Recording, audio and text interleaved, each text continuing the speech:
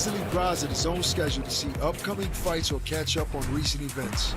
Never miss a punch by setting reminders that alert you on your mobile device. I am here with the main event, Jay Swingler. How are you feeling? Absolutely fantastic. Are you not entertained?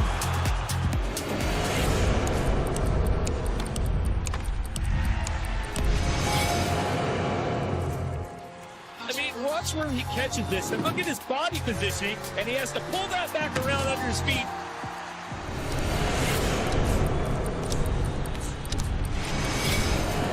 Navigate fight night, key moments, replay the rounds and the action you want to see again and again.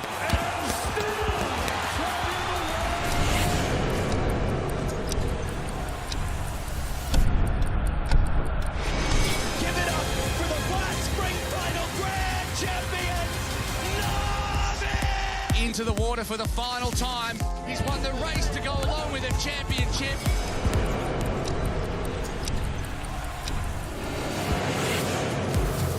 Absolutely magnificent. What a strike that is.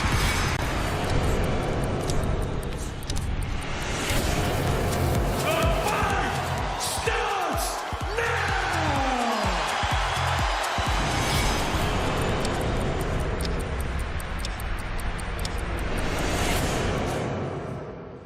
Boxing on DAZN, sponsored by William Hill.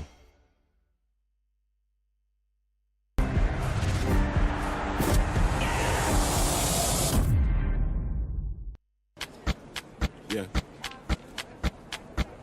Yeah, you remind me of butterfly dolls. Waist tight with a body like gold. Hit you with the Dougie Fresh pose. She a freak, she a dancer. She gon' pop it on camera. Throw it back if you nasty.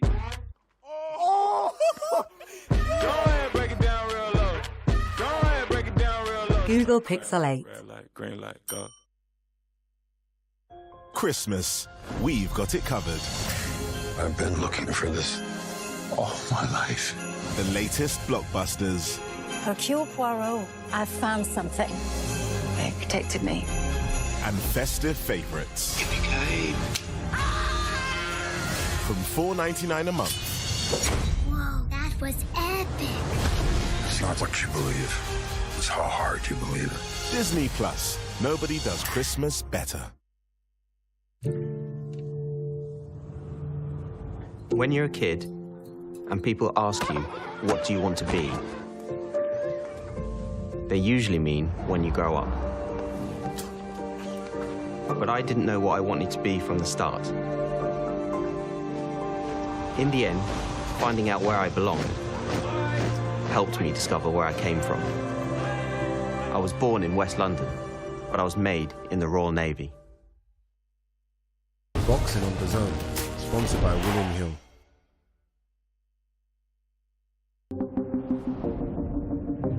The following programme is recommended for those 16 and over, as it contains sporting violence, possible bad language, and flashing imagery.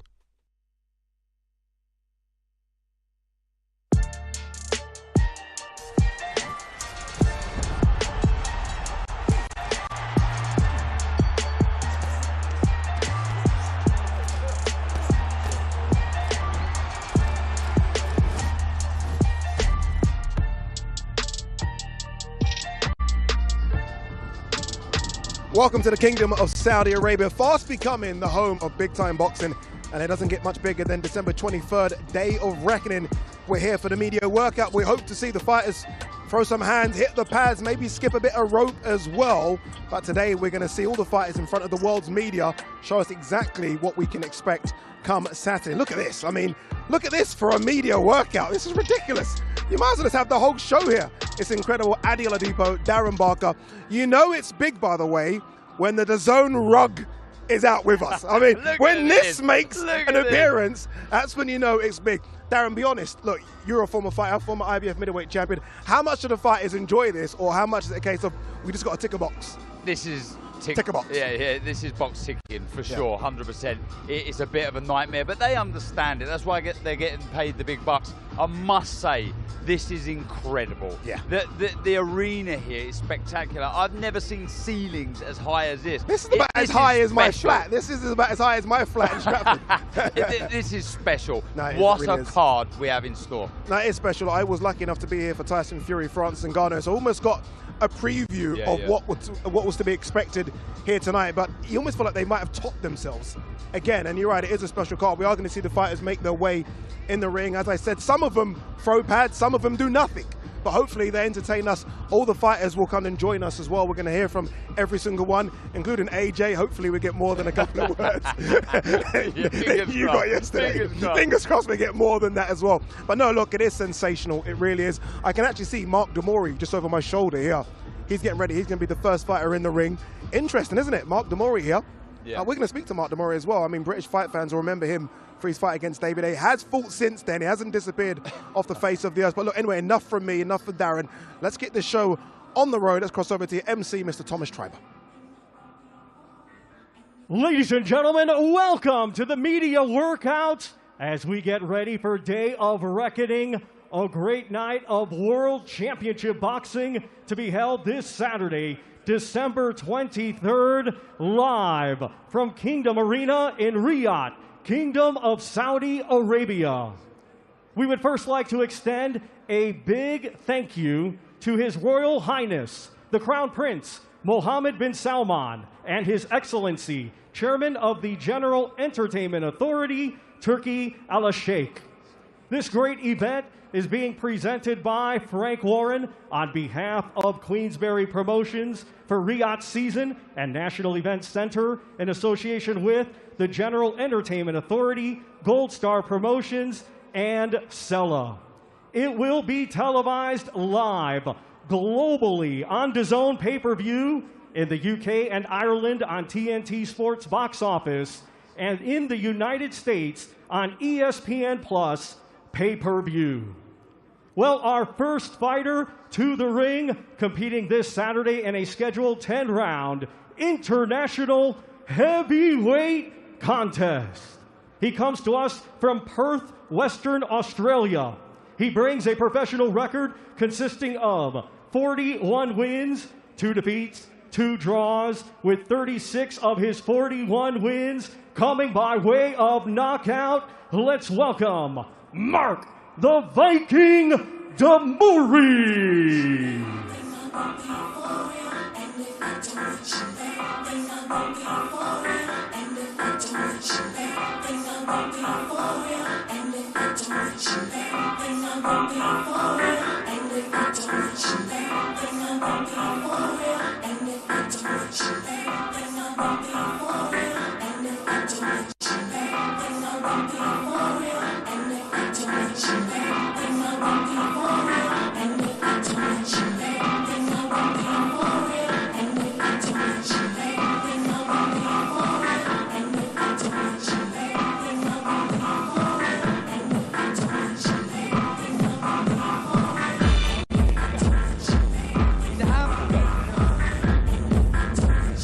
Mark Demori, now in his 40s. A lot of UK fight fans will remember him from that fight against David Hay. Has been fighting since then, but on a circuit way below world level, but has been winning.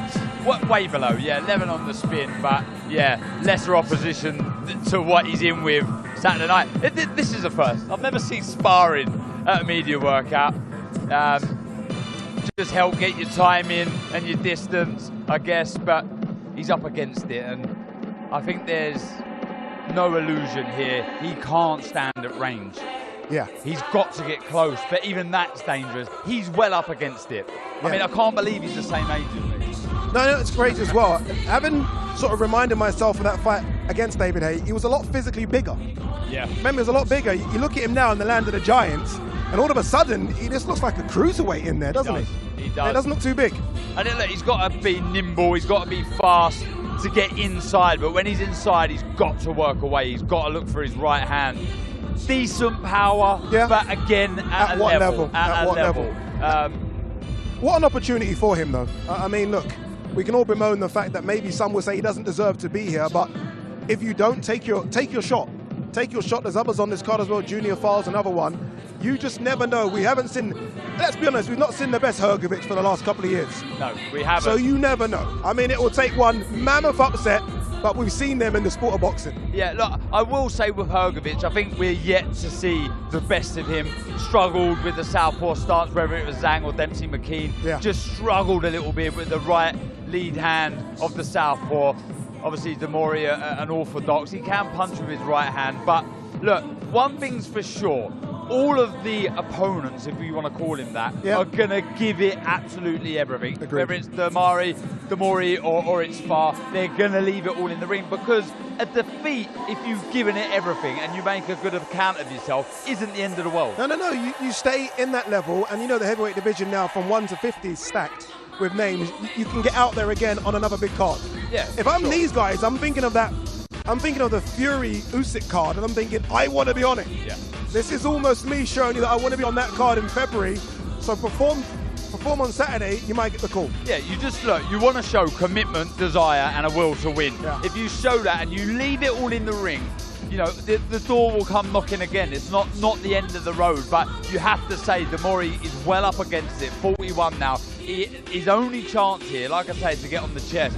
He has to look good. If he wants another opportunity after this, he's got to look good. He's got to leave it all in the ring. And some might say as well, his only chances if Hrgovic comes into the ring, maybe thinking this one's already a done deal. Right? Yeah. With these open workouts, obviously we're seeing a bit of a spar here. More of a bit of a pad session now. He's got his hands up. No, a bit of a spar. What do they do? Do they just think, okay, a routine for 10 minutes, or is this just making up as we go along? Yeah, look, I think so. Because you're not going to give a game plan away. Yeah. You'll see some fighters, a lot of kidology, standing in the pocket, landing big, heavy shots on the pads, giving the impression that they're going to stand and trade. This one, I think, is just, you know, getting your eye in, your timing, your distance. But they're just playing around, showing the media that they're willing to take part, and they're looking forward to the occasion. Speaking to Demori yesterday, he's buzzing. He understands the task in front of him, but nonetheless, he's looking forward to it. Yeah, let's test yourself. Let's see how good I am. Yeah, let's see exactly what I can do. And as we both said, Hrgovic hasn't looked good in his last couple of fights. It hasn't looked like the Hrgovic that we know of old in his last couple of fights. If Chisora was here, Chisora would be getting people in the ring right now. Yeah, there would be no punches, bro. There'd be game, fun and game. Putting a chair in the ring, maybe offering someone money for the amount of press-ups they can do. He'll probably be here as well, by the way, fight week. 100%. I'm shocked he's not here already. 100. Just on standby if anyone pulls out. I thought that's you. I thought you was on standby. No, I've seen you shaping up, nimbering up. I've hurt my leg. But this is incredible, isn't it? I mean, we've been lucky enough to be at some venues for media workouts. This is as good as it gets. This makes you wonder what it's going to look like on Saturday. Yeah, it's as grand as could be. I mean, like I say, you can't see the rest of the arena. It's the first time I've seen it, but it is spectacular. Like I say, the height of the ceilings, it's so vast. It's grand, like I say. It does have that big fight, big show feel to it. It's massive. What do the fighters do after this? Is it a case of go back to the hotel, rest up, get massages? Do some of them go to the gym and do more work? What do they do? I would have thought R&R. Look, you don't want to rest and relaxation. You don't want to be training now. All the hard work's done. This is now about recouping, re-energizing and saving it all for fight night. You almost want to be eager to get in there, and you only get that eagerness by pulling on the reins a little bit. Okay, if me and my mate Dazza here haven't teased you as to what you can expect on Saturday, which I've already labelled as one of the best fight cards we've seen in years, this might do it for you. Live on DAZN pay-per-view, December 23rd. Day of reckoning. The sun is rising as the biggest names in boxing, Joshua versus Wallin, and Wilder versus Parker, headline a history-making boxing card. Down he goes. Witness the furnace of fight night. Reckoning is in the ring. Live on DAZN pay-per-view, December 23rd. Buy now at DAZN.com. There you go. Another little teaser. Come on. You know you want to buy it. I would buy this if I was at home. So I'm not missing a second of this. Oh, look, we're fans first and foremost. Exactly. What's it shows? What dreams are made of? Incredible. This is my Christmas present. This is sensational. It really is. Did you see the trailer?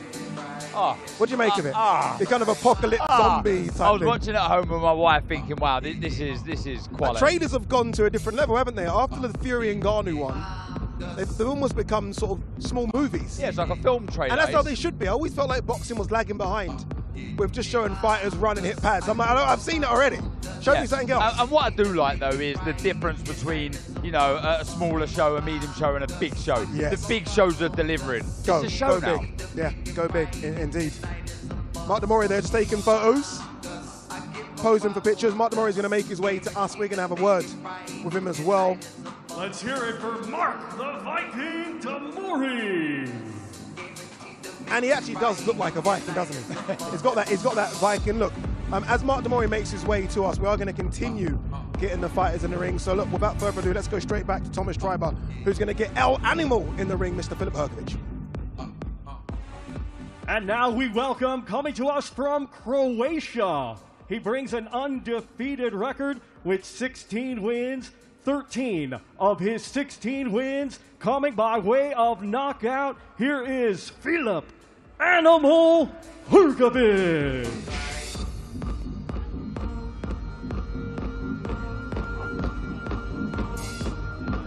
So as Filip Hrgović makes his way into the ring, by the way, looking in incredible shape, looks leaner than I've ever seen him before, by the way. He knows it as well. You don't wear that kind of muscle top if you know you're not lean. He knows what he's doing. Mark Demore is going to make his way to us here any second from now to hear from him as he prepares for what is the biggest fight of his life. I mean, David Haye was big. This kind of card makes it even bigger.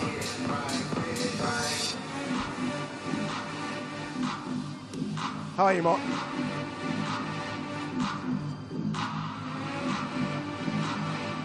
You know, it's funny, yeah? As you were in the ring, I was like, well, you know, Mark looks quite small, looks like a cruiserweight. Now, as I'm right next to you, he's a heavyweight. Yeah, he's certainly is a heavyweight.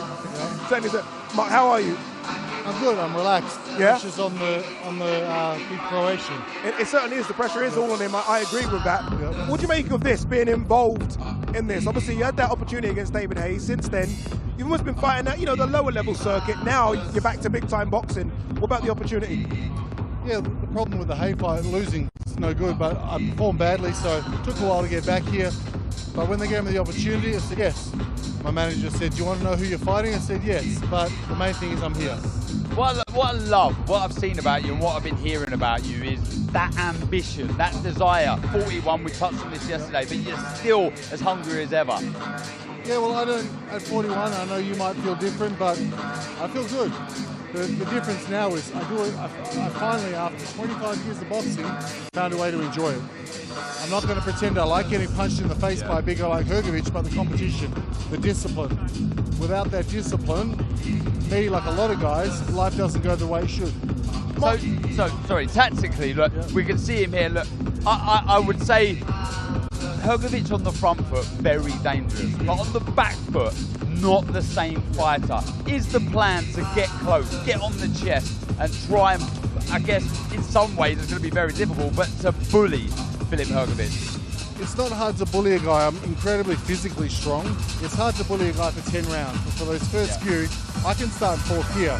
He's the guy that's looking for the 10 rounds. He can be on the front foot, the back foot. If I get too close, he'll just tie me up. It's in between his punches where I can do something.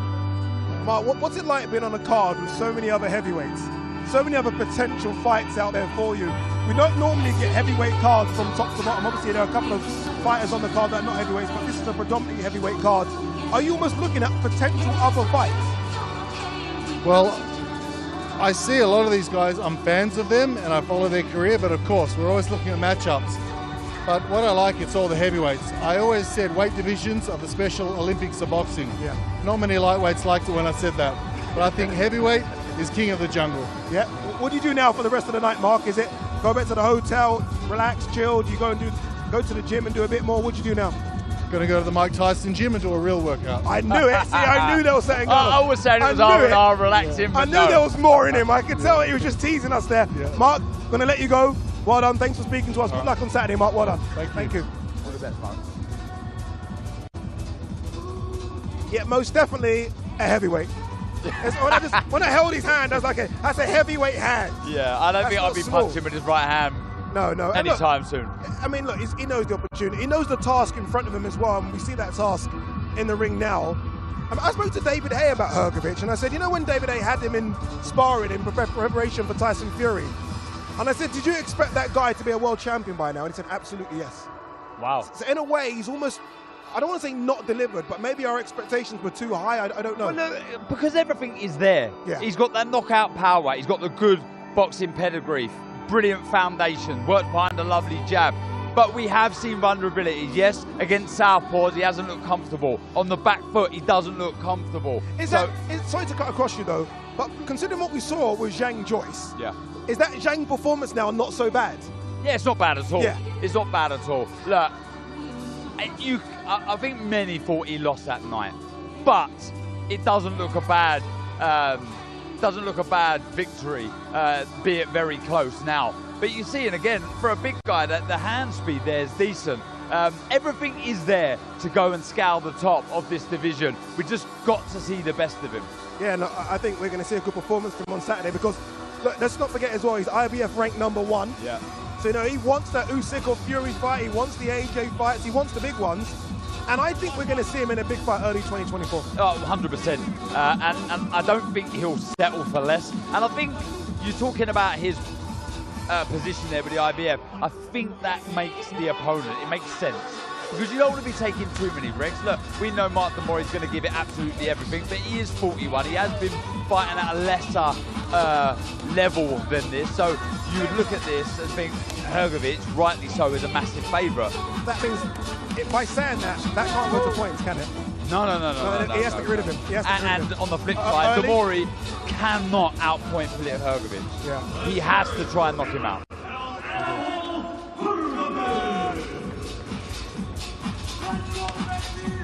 There you go, so that's his workout done. What's he saying? I wish he was mic'd up. I don't know what he's saying. But he does look in incredible shape. And he's making his way to us now as well. I feel bad. I've said a couple of bad things about him. Hopefully, he doesn't remember as he makes his way, all 6'5" of him. Who do you think is the more scary at, Hrgović or Makhmudov? Oh, Makhmudov. Yeah. Makhmudov. Like, it's funny because Hrgović was Ivan Drago, and then Makhmudov came along. And he clearly is the real Ivan Drago. Yeah. Again, it shows you how many good heavyweights are on this card. Yeah. Makhmudov unbeaten, Hrgović unbeaten, Cabello unbeaten as well. Okay, I've been told he's saying, let's go, baby. Right, okay. Not very intimidating, that, is it? Nah, let's go, baby. No. Yeah. Drop the baby out. Drop the baby, just let's go. Yeah. And the he's dancing. Yeah, he's looking less intimidating by the second. I've never seen him do this. But you mentioned some names there, and Hrgović including. It is not quite new. He's been around for a little bit now, but that new crop coming through, because this heavyweight division is going to need new stars. It is. After the likes of let's not forget, Fury, AJ Fury, Usyk, Wilder, all in their 30s, some late 30s. We need some new guys coming through. Anyway, look, Hrgović is going to make his way to us. Thomas Tribe is standing in the middle of the ring, ready to get the next fighter in.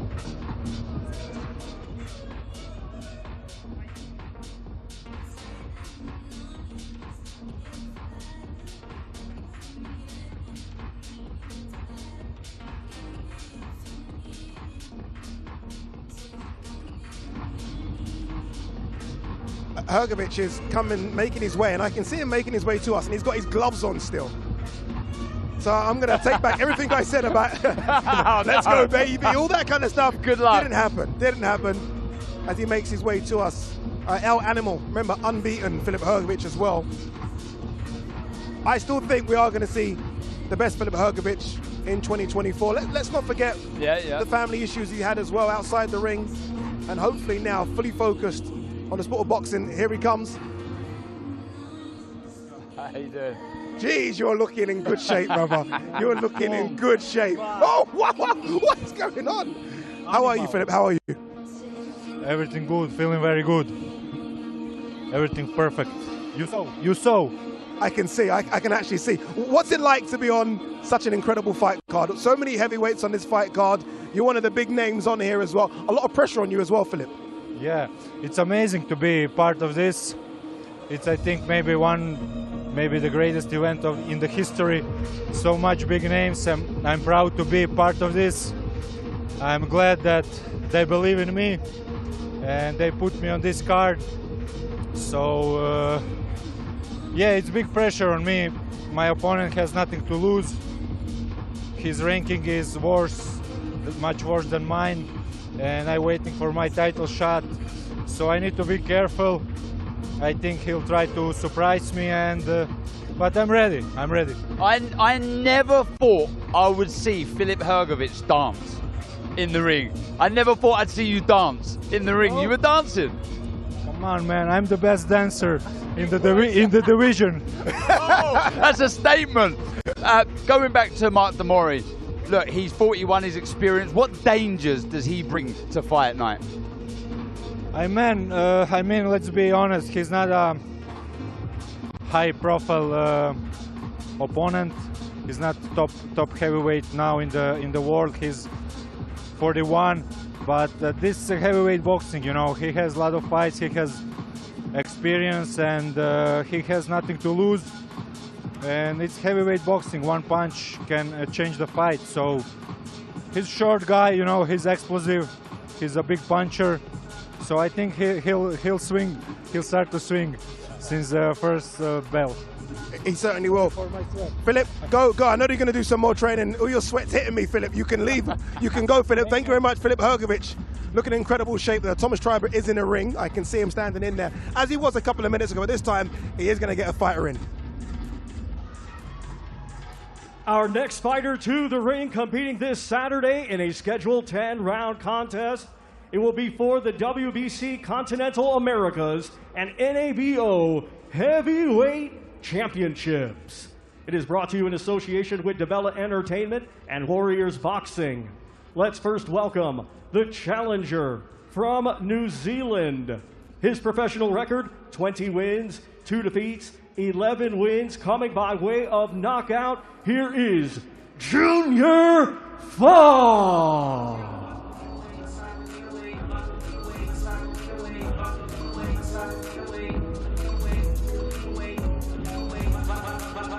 Here we go, another fighter with a massive opportunity, Junior Fa. I think he's got the toughest of tests of every heavyweight, and I mean this in Frank Sanchez, who's almost become a bit of a boogeyman of the heavyweight division. No one wants to fight Frank, or at least that's what it seems anyway from the outside looking in. Junior Fa gets cool. Yeah, this is a tough task. Yeah. It really is.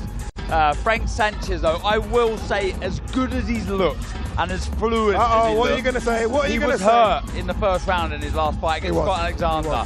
I know it's heavyweight boxing, but there was a little wobble. No, the legs did give way a little bit. He had his skates on for a split second, but look, sometimes that can be a plus.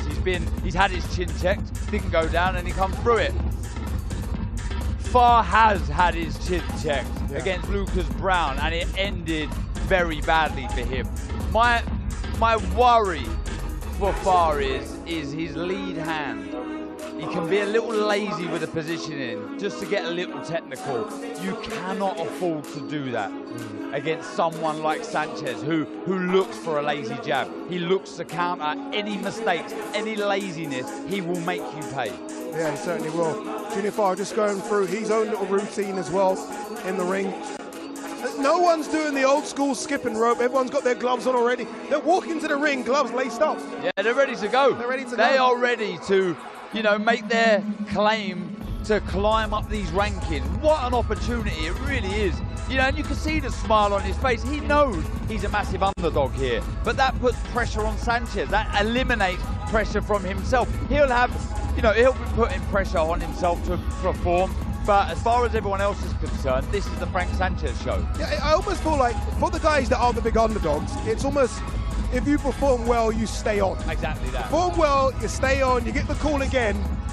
You may be ink a deal with a broadcaster or promoter, just perform.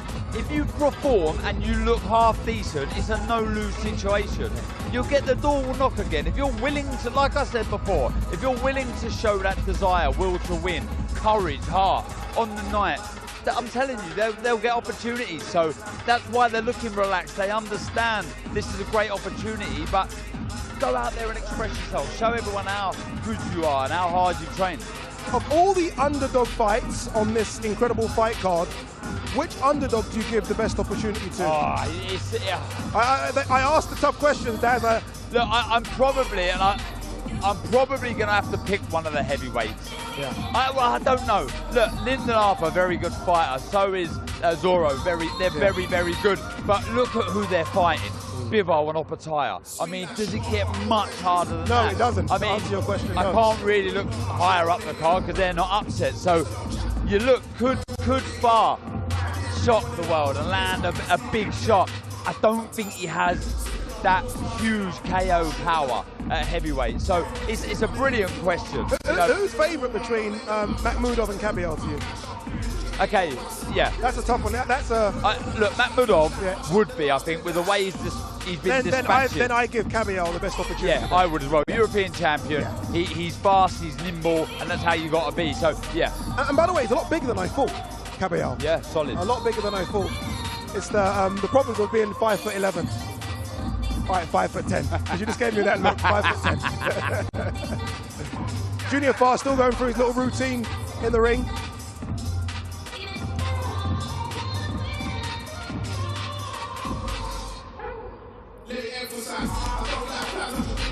'23, I think it's fair to say, has been an incredible year in the world of boxing. Obviously, it ends on Saturday, December 23rd, Day of Reckoning. 2024, strap in, because it's going to be an incredible year on DAZN. You only have two options. Either run with us or run from us. So many great matchups on this night. Oh, it's gone in. Let battle commence. My goodness, what a knockout. I'm the baddest motherfucker on the planet. Jake Paul can have a very bright future in the PFL. What a strike. This is DAZN, and there's plenty more miles to go before we sleep.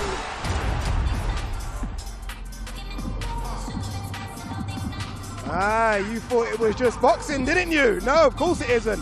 We've got football for you, we've got MMA for you, NFL as well, loads to come your way on DAZN. Daz, my technical advisor, has been looking at Junior Farr and he's been sensing what could be some problems for him on Saturday.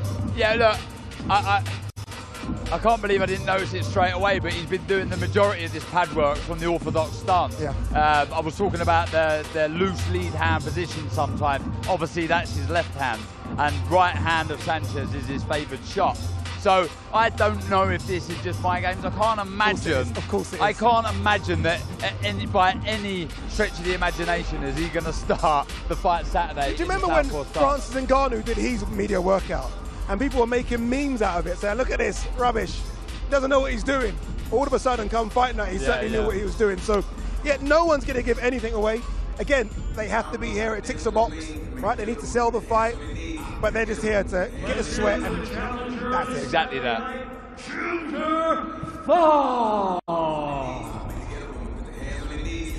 That's Junior Farr's workout done. Again, like all the other fighters before him, he will join us here. We'll ask him a few questions as Frank Sanchez will enter the ring next and show us what he can do. I have a feeling that Frank Sanchez is going to smash the pads. I don't think that he plays. But he's ready already, look at him.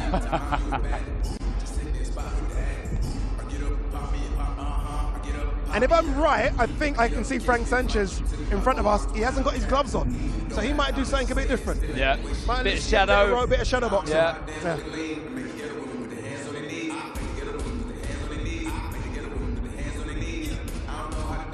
This is incredible, isn't it? It really is incredible. As a fan, this is incredible. This is fantastic. Right, anyway, as we're waiting for Junior Farr to make his way, let's go back to Thomas Schreiber, who's going to introduce Frank Sanchez into the ring. And now let's welcome a native of Cuba, now making his home in Miami, Florida, USA. He brings an undefeated record with 23 wins, 16 of his 23 wins coming by way of knockout. This Saturday night, the reigning and defending WBC, Continental Americas, and NABO heavyweight champion, Frank the Cuban Flash Sanchez. I didn't know that was his nickname, Cuban Flash. Did you know? No, I didn't know that. No, I didn't know that. Might be new. Yeah, maybe he just got it for this event. For Saudi, yeah. So don't blame him, don't blame him. You have to have a nickname. What's the best nickname in boxing history? Iron Mike Tyson. It's the greatest one, isn't it? Yeah. I would biased, he's my smoking favourite. Joe Fraser. Yeah. Smoking. And the original Sugar Ray. Sugar Ray Robertson. Yeah. Okay, wait. Dark Destroyer in 19. Yeah. I did like, this is so random, apologies guys, this is so random. I did like Vitaly and Vladimir's. Yeah. Dr. Steelhammer, Dr. Iron Fist. Yeah, they're brilliant. Fantastic ones. Well suited. Well suited indeed. Junior Farr's just in front of us. He's going to come and join us in any second. He's actually coming now. He's just getting his wraps off. Here he comes. How you doing, Junior? How's things? Very good, thank you. Yeah, excited? Yeah. Excited to be here? Yep. Yeah. Beautiful city, beautiful country. It's been great since I've been here too. Can't wait to fight though. We were just saying, the man behind you, all the pressure's on him. Frank Sanchez, obviously, look, you have your own pressure because I know you want to win, but all the pressure's on him. He's the big favorite. Does that make it easier for you, or do you still crank up the pressure because of your own expectations? Yeah, for sure. I mean, yeah. In terms of people watching, pressure's on him, but I put pressure on myself because I expect high things of myself, and I expect perfection on the night because it's going to take that to beat this guy. So, yeah. I've seen a smile, a confidence about you. Is it because now that you've suffered the good, the bad, the ugly? You know, you've experienced it all really in your pro career. Is that because you've got a wealth of experience now? Yeah, I would say so. Like, you know, I'm not getting any younger. I've been in the limelight before. I've learned how to I basically learned how to act in this type of pressure situation, and I feel comfortable with this now. And so, like, you know, having that vast experience, having the wins that I have, having the losses that I have, it's all built up to this. And, like, you know, I have zero pressure on me, but I do expect high things for myself on the night. We know the strengths of Frank Sanchez. Are there any weaknesses? Yeah, there is. Because my don't tell us, don't let him know. Frank Sanchez listens to this. Don't let him know. Frank Sanchez has been hit before, so there is a weakness there. No. Tell us about when you got that phone call to be on this card. The excitement, was it an immediate yes, regardless of the opponent? Immediate yes, because I've been out of the ring for basically over a year. I have missed it. And man, I just can't wait.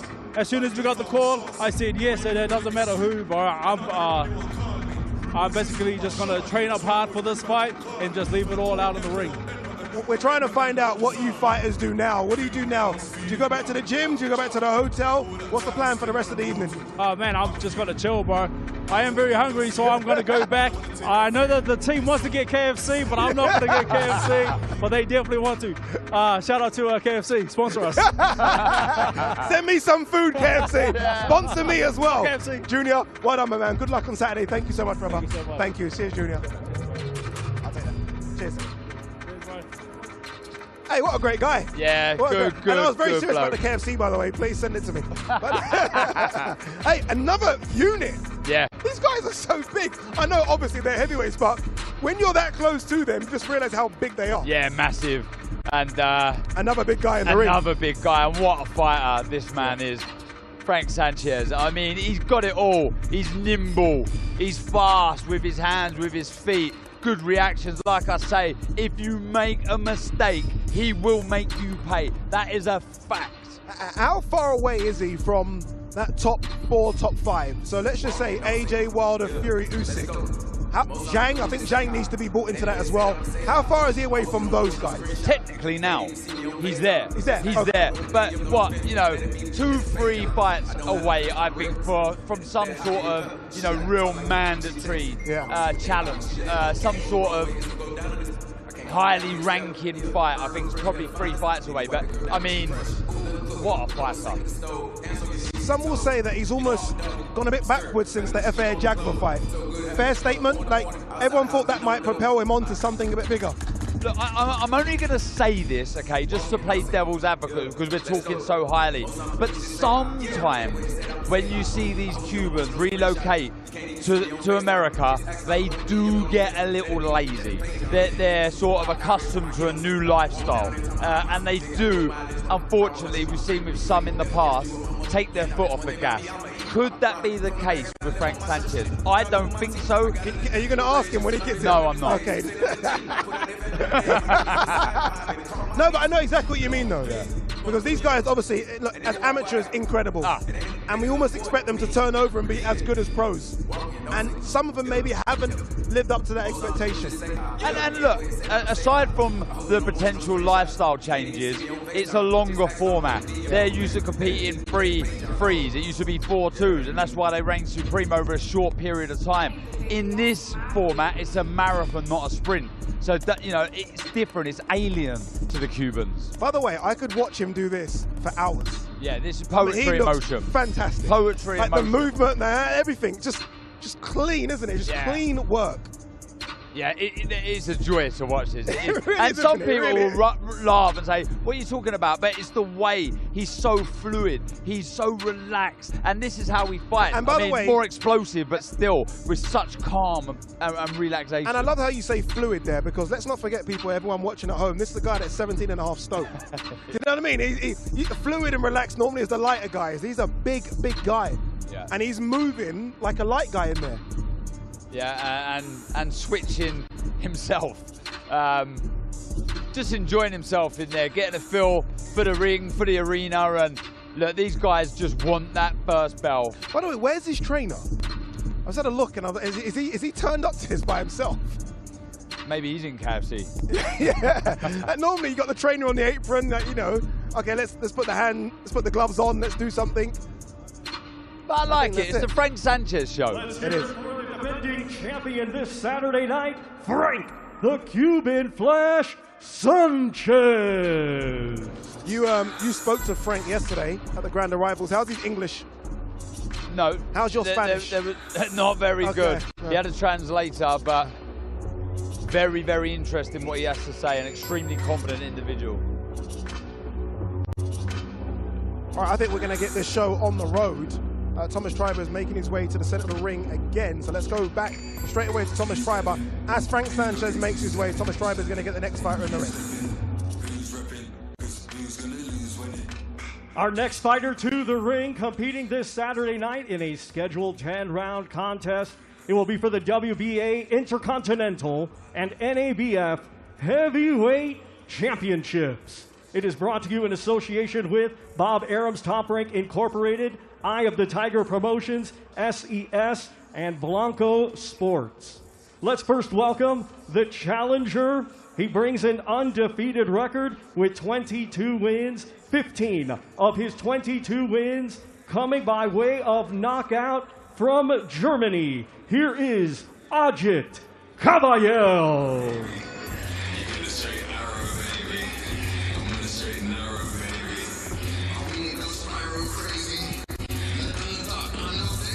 As Ajit Kabayel makes his way into the ring. By the way, that fight against Mahmoud was one of my favorite fights on this card, and there's a lot of good fights in this card. Frank Sanchez, with translator, is going to join us. I think one of the best heavyweights on planet Earth. Frank, how are you? Louis D. Cubas, nice to see you guys. Louis D. Cubas, how are you? Good. Frank, as you were doing your warm-up, I said that you are one of the most avoided heavyweights. And finally, we get to see you. Because we feel like we don't see Frank Sanchez enough. Dice que viéndote entrenar, dice que tú eres un heavyweight que nadie quiere pelear con él. Tú sabes que es difícil porque tú eres tan bueno, tú sabes.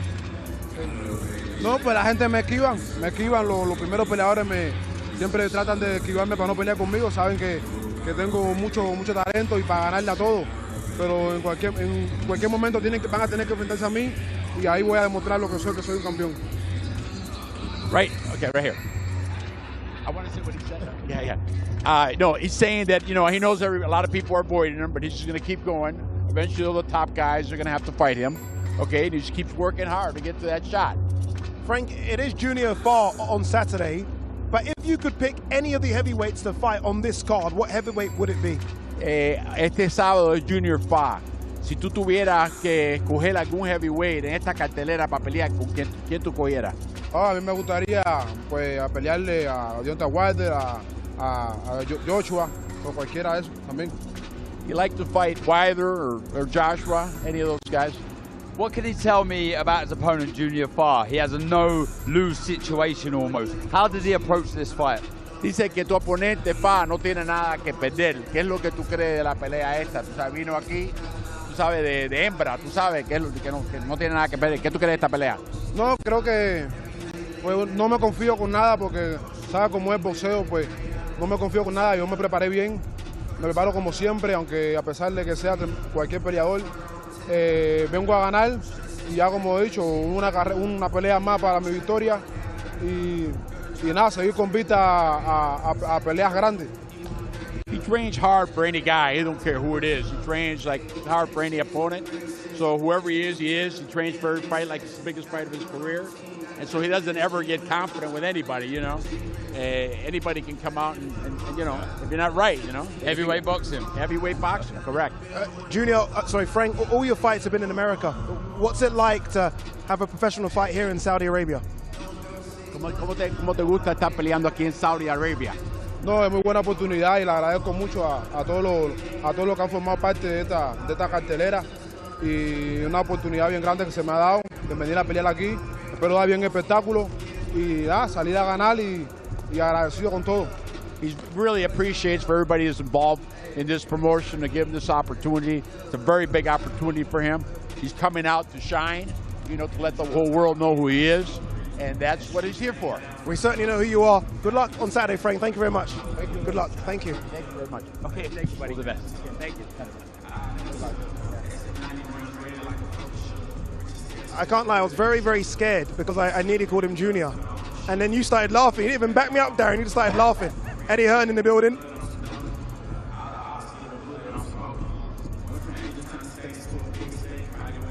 He's clocked up some serious air miles. Eddie Hearn. Yeah, he certainly has. He certainly has. I mean, obviously, he's just come back from the big Sonny Edwards versus Bam Rodriguez fight. By the way, Bam looked incredible in that fight. Hopefully, we get a chance to talk about that and the ramifications of that flyweight division. We got loads to talk about, Darren. We got loads to talk about. I have to grab a coffee tonight. Yeah, let's do it. Grab a coffee tonight. I get Caballero in the ring. Almost someone that's been calling for a name. Now, if you really think about it, he's not really had that name fight since Derek Chisora. And he was quite comfortable in that fight. He's been wanting a name. He gets one against Makhmudov, right? It's a nightmare of a name. It's a nightmare of a name. It's a nightmare of a name. Yeah. But look, you're seeing straight away there, just to get a little technical. Good mover. He's a good mover, and you have to be nimble. Look, Makhmudov, he's a beast. He's so dangerous with the right hand, but this could be his nemesis. Yeah. This could be his kryptonite. Movement, a nice sharp jab. He's very typically German with the way he fights at times, Caballero. High guard, very economical, doesn't waste much, and that's how you need to be when you fight someone like Makhmudov. You don't want to be greedy, you want to be disciplined, pick your moments, and he has the experience, the know-how to do that. Yeah, and let's not forget as well, we are talking European champion, unbeaten. He'll walk into this thinking, 1 second, I should be fighting some of the top dogs here. You know, and this is these auditions to say, give me, he's been calling that AJ for years, give me AJ, give me Wilder, give me any of the big names out here. Yeah, and look, I give him credit because it could have been quite easy for him to sit on his hands and wait. Yeah. This Saturday night, Ajit Caballero. Again, Caballero will join us here. Can't wait to speak to him. Never spoken to Caballero before. I know he likes to speak, so it'll be interesting to see what he has to say. His opponent's going to get in the ring next, Makhmudov. And again, for me, we laugh because this really is Ivan Drago. Let me tell you now, it's the wrong nickname. He should be called the Lion. He should be called the Monster. Yeah, the Monster. He really is. That's been taken. Inouye's got that. Yeah. Can't have that. He can't have that. Anyway, let's throw it downstairs again to Thomas Schreiber, who's going to get Arslan Makhmudov in the ring.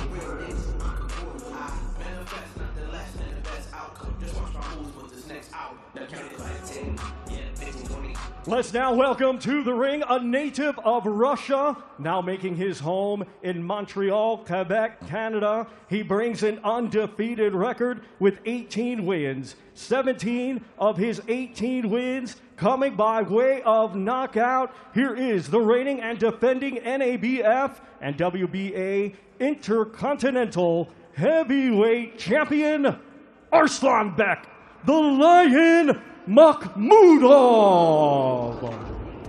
I mean, look at that. That is the most intimidating heavyweight on planet Earth right now. Right. You know, I said I was surprised. Look at that. I was surprised that I see Filip Hrgovic dance. You will never see this man dance. That's one thing you we will not see. But I'll tell you what we will see on Saturday night is pure fire and destruction. Yeah, no, honestly, incredible fire. As is the man that's going to join us now, Agit Kabayel. Hi, brother. How is it? Okay when I make the tape? Okay, let's go. Here he is, Agit Kabayel with us. Agit, you've been asking for a big fight for such a long time, a big fight on a big card. This is a massive card, and this is a big fight. Yes. Yeah, this is a very, very massive card. I'm happy that I'm here. I feel good, I feel in shape. I'm ready for Saturday night. Did you ask for Makhmudov? Did he ask for you? How did this fight come about? Yes, Makhmudov. I will see him. Maybe he's good. He has a good power. We have a good game plan for him, and yeah, we will Saturday night. We'll shock him. I have a good game plan. I'm guessing that the game plan is to be nimble, to move. You don't want to be standing in front of a guy like this, right? Yes, yes. You have a power. We will see. I have also power. You know. Yeah. You know, we will see, and I don't know. We will feel. I will look in the fight. How is the feeling? You know, and when I feel good, we will see. I guess for you watching him fight as well, Makhmudov, he gets hit with shots, right? Yes, he had a great shot. He had a good power shot, and he loves when another guy stand with him and he make fight. You know. Yeah, but he also gets caught with shots. Yes, he's open. He's very open. Yeah, we will see. I not make too much trash talk, you know, before the fight. I'm sportman. Yeah, the better one will Saturday Wait, night just in case he gets angry. Yeah. No. I like when they get angry. You know? Okay, you're unbeaten, European champion. Are you surprised that some people have him as the favorite? Yeah, it's normal. I have a long time not fight. You know, maybe my last big name is Derek Chisora. Yeah. And this is the good. You know, I love when I underdog. You know, I love it. What's it like to be here in Saudi Arabia for all of this? I like it, man. I like it. Really, I like it. Yeah. This is my time. You will see. And I guess it gives you a taste for these big occasions. You want this or more often. Yes, 100%. I give all the best in the training, you know, for this time. Yeah. I will on the big stage. I will fight the biggest name on the boxing. I hope, inshallah, my name never forget my name, Agit Kabayel. I make for my country. We are come from Turkish part of we are Kurdish people. Yeah. And I make for my country, you know. Well done, Agit. Fantastic. Good luck on Saturday, brother. Thank you. Thank you. You know, it's it's so interesting having all these heavyweights here. Yeah. Like, all of them just coming up one by one. It's crazy. Yeah, it's a one of a kind, a one-off, the first. All right, let's have a look at this giant in the ring. What is he, 6'7"? What would you say, 6'7", 6'6"? Just label him as giant. There you go, that's his name. Arslanbek, the giant Makhmudov. Yeah. I like that, yeah. But by the way, he's got really good hands as well. So normally when you see guys this big, I mean, you can understand why people think they're slow. He's not slow. No, he's not slow. He's not, and I think he gets a little frustrated when people overlook his boxing ability. The Lion Makhmudov. Yeah, he's going to take his photos, Arslanbek Makhmudov, as every fighter has done, and he will join us as well. And by the way, I did say that a certain Chisora would be in the building. We have just spotted Derek Chisora. He is here. And he's talking to Agit Kabayel. Obviously, they fought, I'm going to say, about 6 years ago now, when Derek went to Monaco, I think it was, to have a fight with him. I've never told you the story. What? I was asked to score that fight, and I did a big A4 bit of paper scorecard, and when Derek come out the ring, I'd literally scored most of the rounds of Kabayel. Derek Chisora looked at the scorecard and went, whose scorecard's that? And he went, Darren Barker did Cole Froch. Wow. Threw me under a bus. As he does, but you can handle yourself, former IBF middleweight champion. Anyway, look, it isn't just boxing. We've got so much more on DAZN, especially from this region as well. If you like your football like I do, then you'd love to know that we have the Saudi Pro League right here on DAZN. Looks like they mean business here.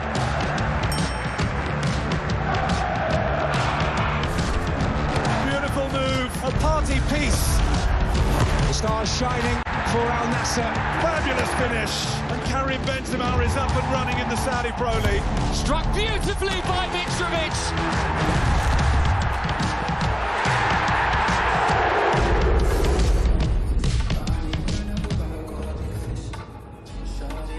He's coming. You know it is, yeah? No, let him come, let him come. No one's going to say he shouldn't come.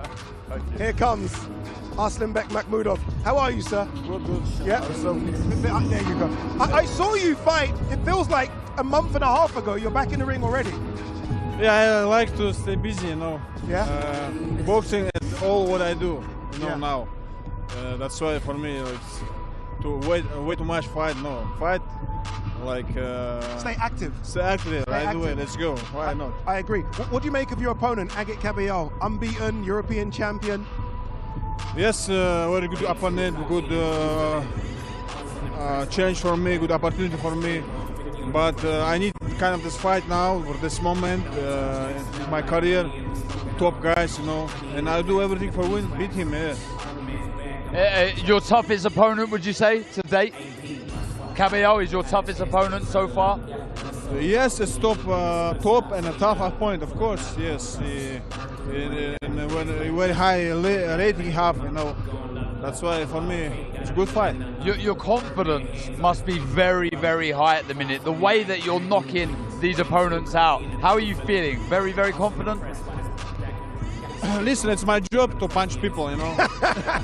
That's why. You do it very well. That's why I have to punch, that's it. But you're confident, right? Extremely confident. Yeah. Not getting ahead of yourself, but you're confident. Of course, it's my job. I have to punch people face, you know, and that's it, you know. If I do good punch, it happens something, you know. That's why it's okay. Final one, Aslanbek. Next year, is it a world title fight? Is that what you want next year? I don't know, but I hope it's gonna be soon. Yes, yeah? It's gonna be soon. Yeah, I hope so. Yeah, good luck on Saturday. Thank you very much. Thank you. The scariest fighter on planet Earth. Anyway, let's go back downstairs to Thomas Schreiber, who's going to introduce the next fighter. Our next fighter to the ring, competing this Saturday night in a scheduled 12-round cruiserweight contest. It is brought to you in association with Matchroom Boxing and Tasman Fighters. He comes to us from Bromley, Kent, England. He brings an undefeated record with 17 wins, 7 of his 17 wins coming by way of knockout. Let's welcome the current WBO European champion, Ellis Zorro.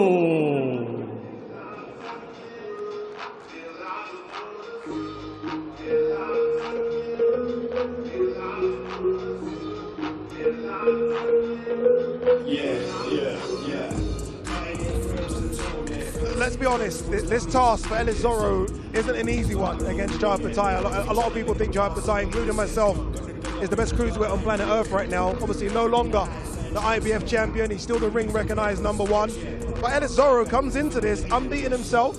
He's had a busy year, and this is what you want, right? You want to test yourself against the best, make some money, and go at it. Yeah, look, nothing to lose. Look, can I ask you a question quickly? Yes. Who do you feel has got the tougher fight out of Zorro and Arthur? Oh, it's Zorro. You know why? Because you know I'm the biggest Bivol fan there is. Bivol's not as spiteful as Jai Pattaya. Jai Pattaya, I think we saw it against Jordan Thompson. There is no going through the gears. From round 1, it's gear 6 immediately. And that's what Zorro's going to have to deal with, and it's going to be quite tough. Whereas Bivol's been out for nearly a year. He's been out for a long time.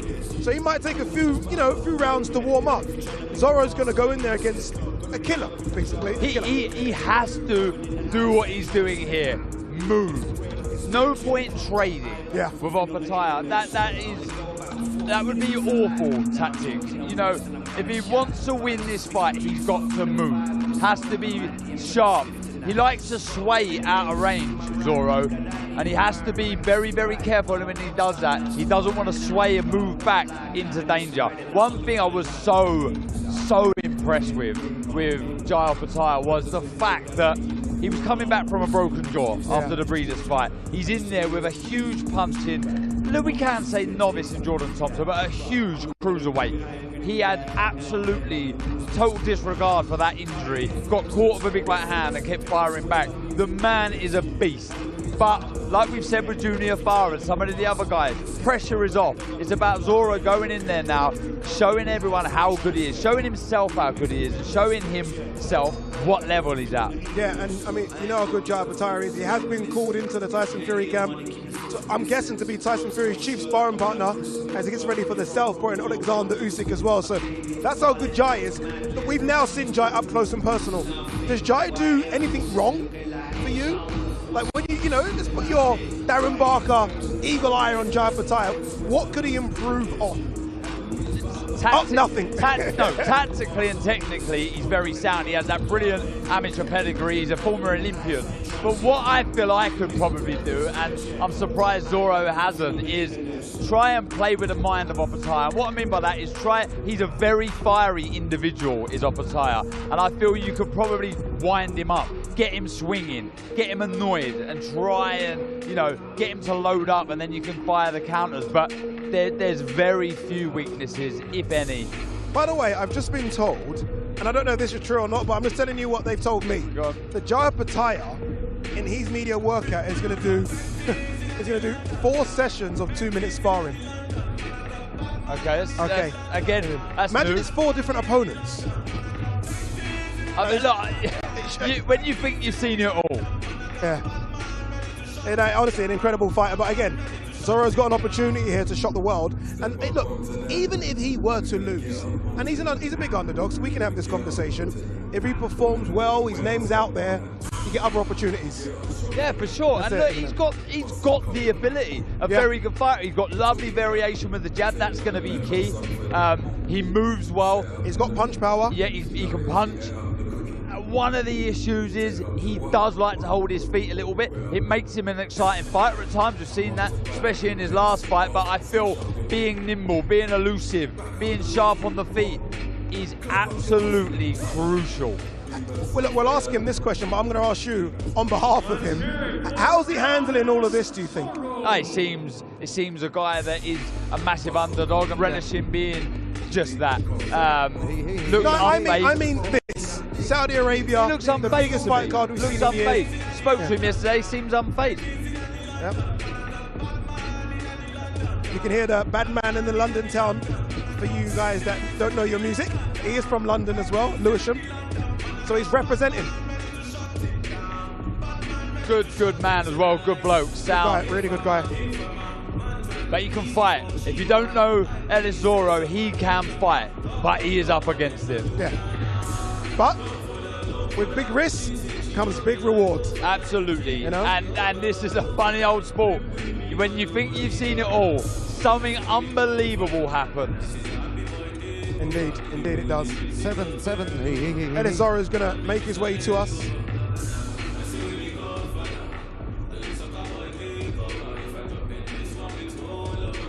Next in the ring will be Jaya Pataya, who's become a lot of people's favourite fighter all of a sudden.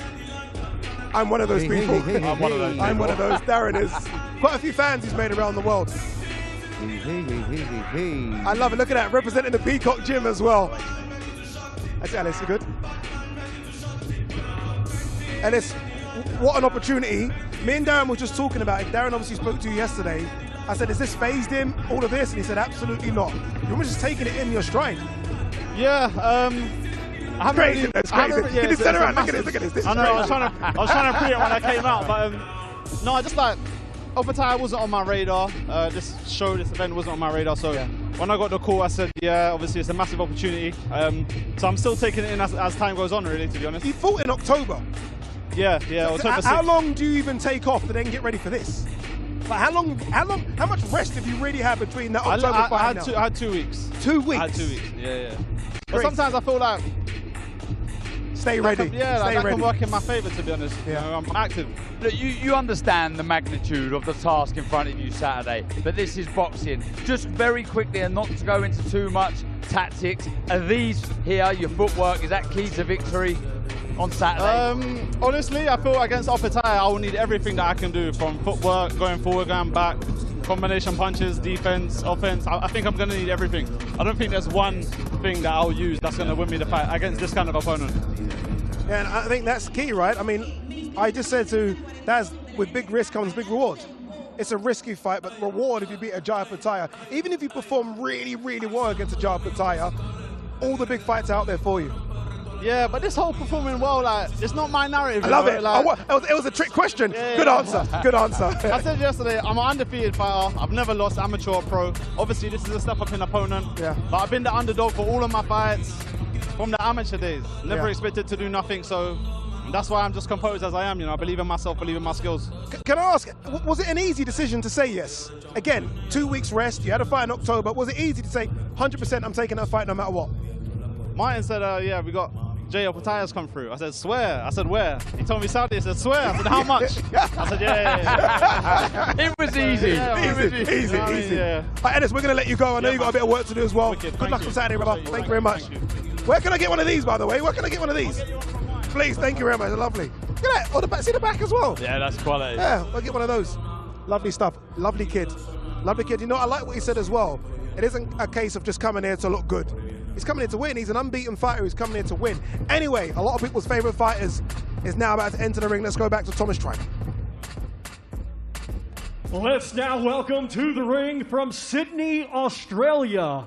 He is undefeated with 23 wins. 18 of his 23 wins coming by way of knockout. He is the undefeated former IBF world champion and current Ring Magazine champion, Jaya Pattaya.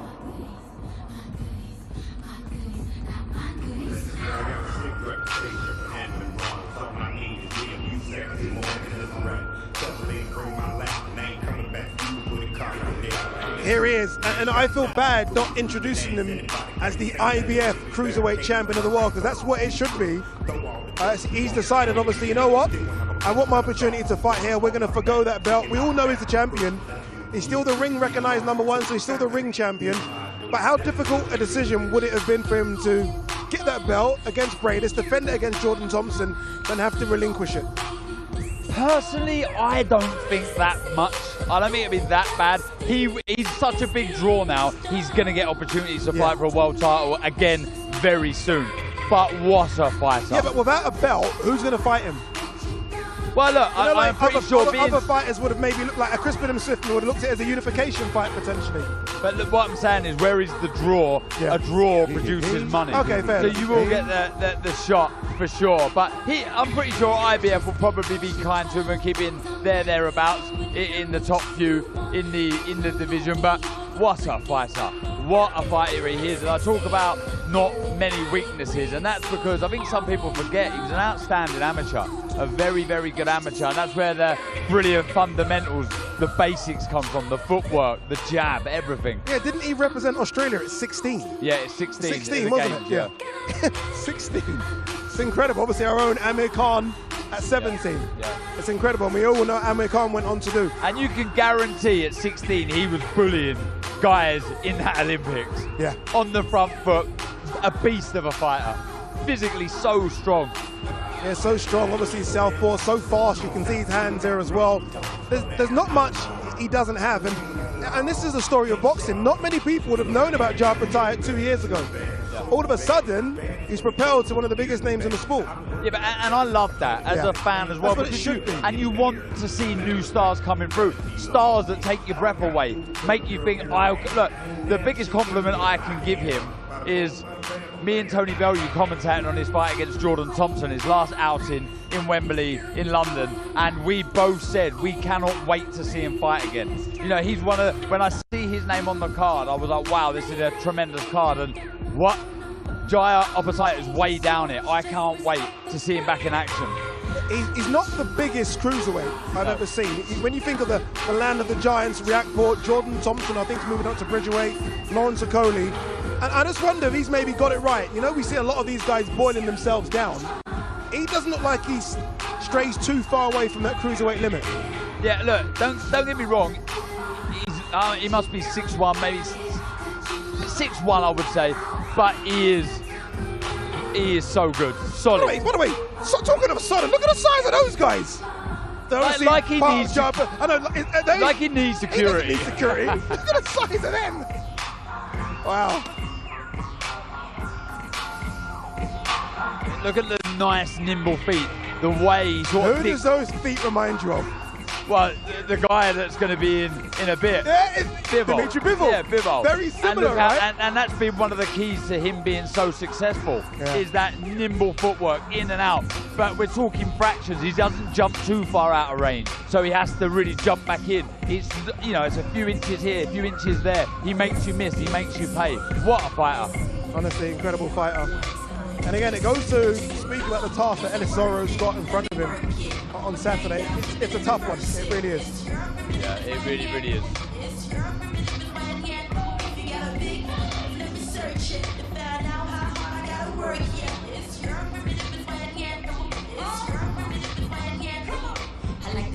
By the way, I did say, because someone told me, that we are going to see a bit of sparring.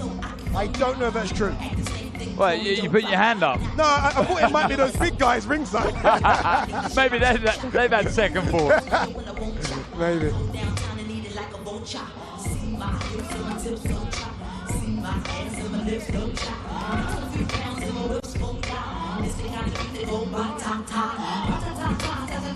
Day of Reckoning ends what is a massive year for DAZN, December 23rd. January kicks in with something very big as well. Virgil Ortiz is back, this time at 154 pounds.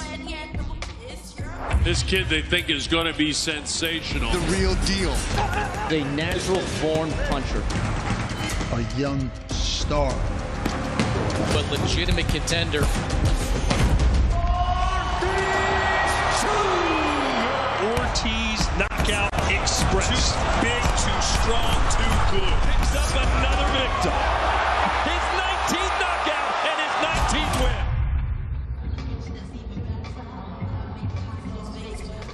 win. Ortiz Jr. versus Lawson. Great to see Ortiz back. Obviously, it's been a tough year and a half for Ortiz. He is now back, 154 pounds. And that division, I mean, you were up in Sunderland watching Josh Kelly. That division's incredible. Now Virgil Ortiz is in it. Yeah, great to see him back. An absolute animal, as loads of these on the card are, and someone that we enjoy watching. He brings that excitement, he brings that entertainment, and that's why we love him. Yeah, I am on holiday on January the 6th, but if DAZN want me out there for that one, my hand is up. I will be out there January the 6th to watch Virgil Ortiz fight against a very, very tough Ghanaian in Lawson as well.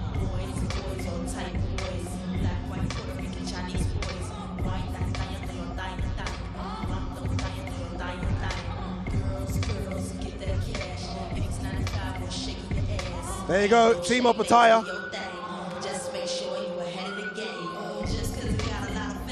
By the way, members of Ellis Zorro's team watching as well, trying to pick things up.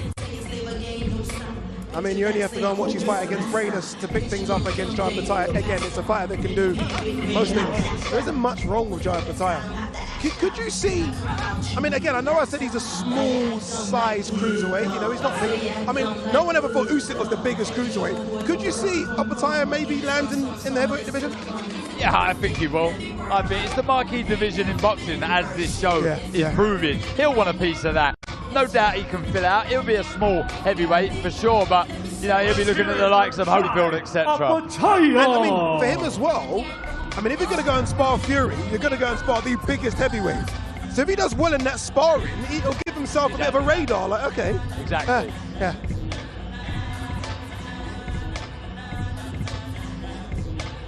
You know that pose reminded me of there. Are you not entertained? It was a bit of gladiator. He was a gladiator. Yeah, it was a bit of that, wasn't it? Yeah.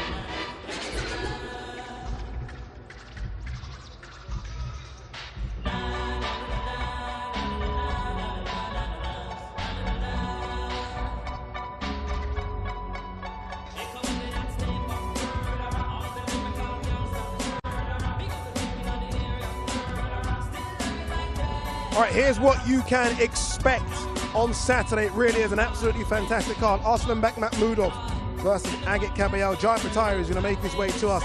Takes on Ellis Zorro. Filip Hrgovic will battle against Mark Demori, and Frank Sanchez will take on Junior Farr. And then because obviously we have a bit more for you.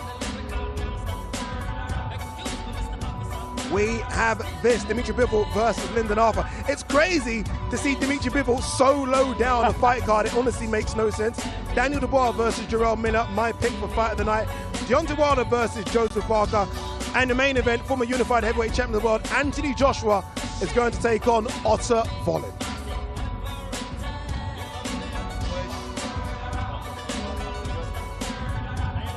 Here he is. I don't know. I'm not quite sure who likes you the most, me or Darren, but we're both massive fans of you, Jai. How's it been your last 2 years? Obviously winning the world title, taking time out the ring with the jaw broke, making your debut in the UK, now making your debut here. It's happened very, very quick. Doesn't feel like that.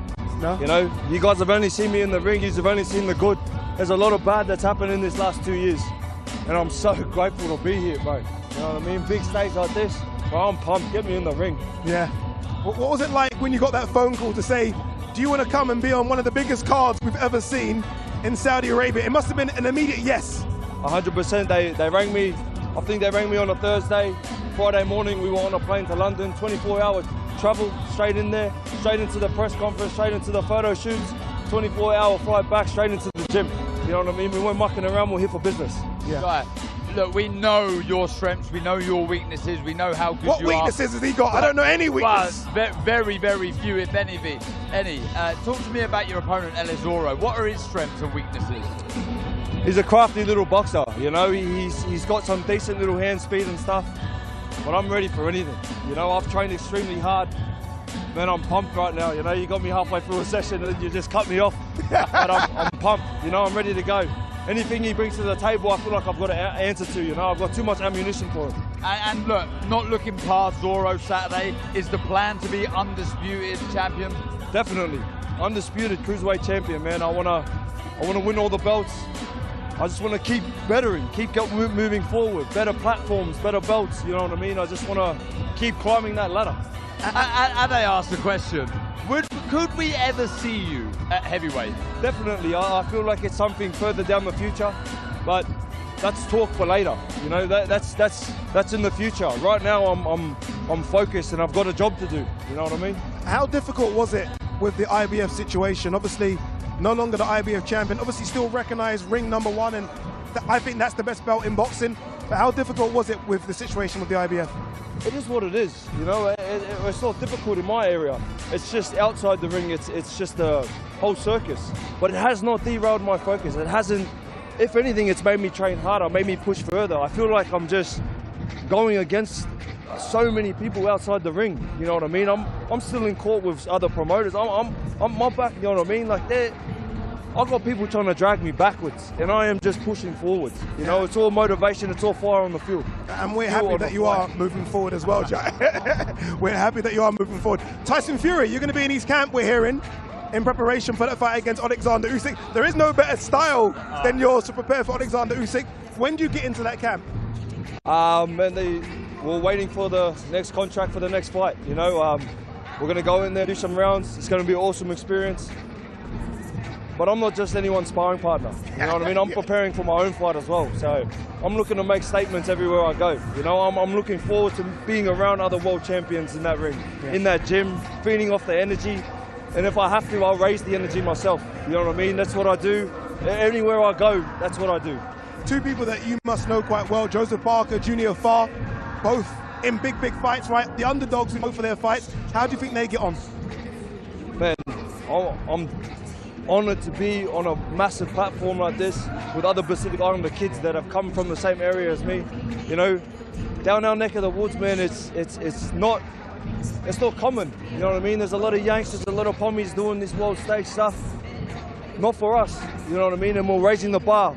And to be on the front line of raising the bar and showing kids that we didn't have, you know what I mean? We had certain things, but not at this level. So I feel like we're really, you know, I want them to look and say, if he can do it, why can't we? You know what I mean? So it's great to be a part of, and I just hope all the boys bring their best. Jai, look forward to seeing you on Saturday, brother. Thank you so much. Appreciate it.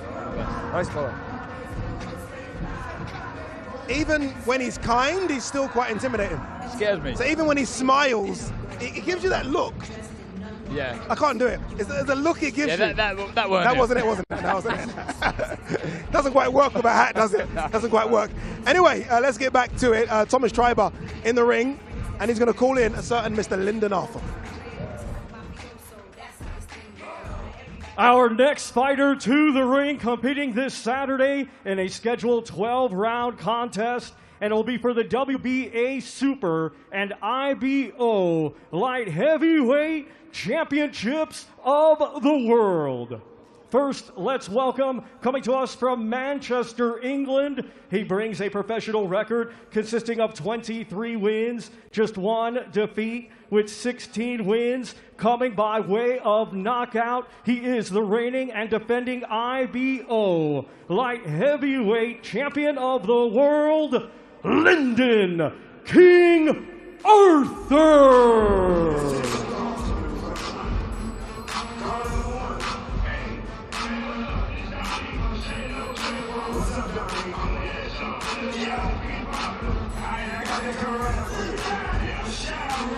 You know what we need to do?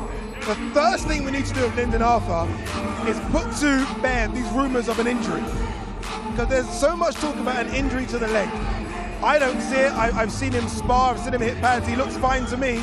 But these rumors aren't going away for some reason. Yeah, look, it'd be interesting to ask Lyndon. He looks fine to me. I've not seen any problems. But the task is a huge one. Bivol, like, arguably your favourite fighter, and I can totally understand why. Yeah, he is. Well, apart from him giving, the jacket to me, I got the jacket obviously hanged up because I was his only. I gave him the chance against Canelo when no one else did. So now we're best friends. But look, I'm a big fan of I'm a big fan of Lyndon Arthur as well. Look, Lyndon's, he's put on a performance when he was an underdog before against who? Sorry, say again. Lyndon's put on a performance before when he was an underdog. Anthony Yard. Anthony Yard. But he's going to need to obviously go up a completely another level against Dimitri Bivol, who I think is the best light heavyweight on planet Earth. So it won't be easy, but again, this is boxing. You never know. For me, it's very difficult to look at a game plan to beat Bivol, and I've racked my brain over this. What would I do if I was fighting Bivol? I mean, I'd get battered first and foremost, but what would I do to try and nullify the work that he does?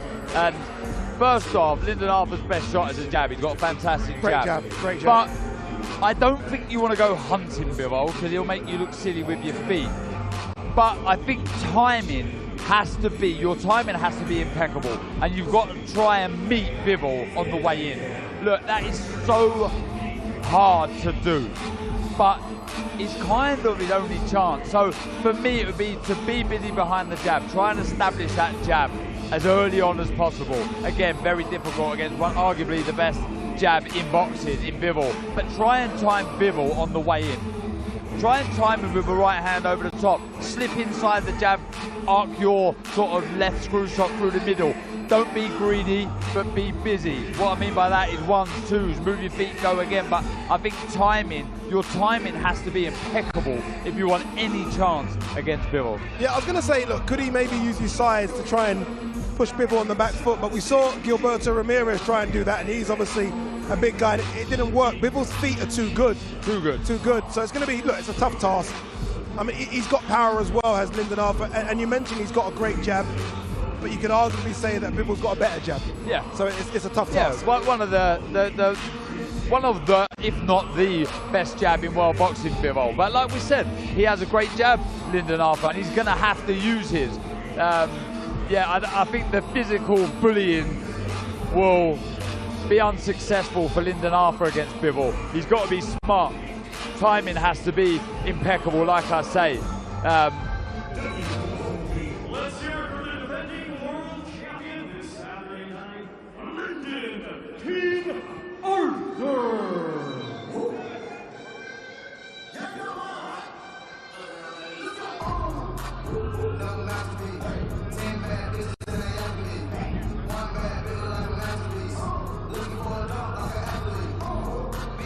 That was a very quick media workout there from Lyndon Arthur.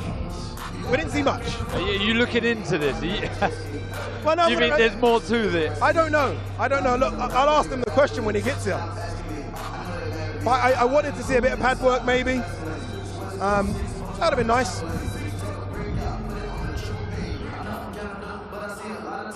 Yeah, Lyndon Arthur is going to join us.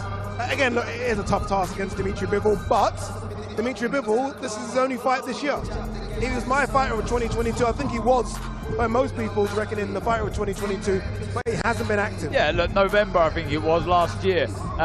That's a long time out. When I talk about timing and distance, that is the first thing that takes a little while to get back when you've been inactive in the ring. Can Arthur capitalize on that? Can he be sharp from the off and try and, you know, frustrate Bivol early whilst he's trying to find his timing and distance? Here he is. He's coming. He's coming. Hello, brother. How are you? Good, brother. Lyndon, let's just put this thing to bed quickly. The leg. What's going on? Is the leg okay? Because I see people talking about your little carpet walk the other day. You know what it is? Is that just how you walk? That was my walk. I was going, everyone trying to share about my walk. I was just walking slow. I was taking it. Okay. So we're getting worried. I was like, 1 second. Lyndon's not moving to. Okay. All right, now we're going. That's it. Yeah. I'm okay now. I'm okay. Lyndon, look, big task in front of you on Saturday, but this is what you're in the sport for, right? Big fights, big events, big tasks. This is what you want. Exactly. Why not? Yeah. Why not? I'm excited for the challenge. I'm 32. You know, probably got a few years left in boxing. I've got a chance to fight one of the best guys, pound for pound in boxing. Let's do it. When did you get the call for this? I feel like everyone got the call late and everyone just said yes. How much notice have you had for this fight? A few weeks. Okay. And was you in shape already? Or was it a few weeks just to get in shape? Okay, yeah. All right.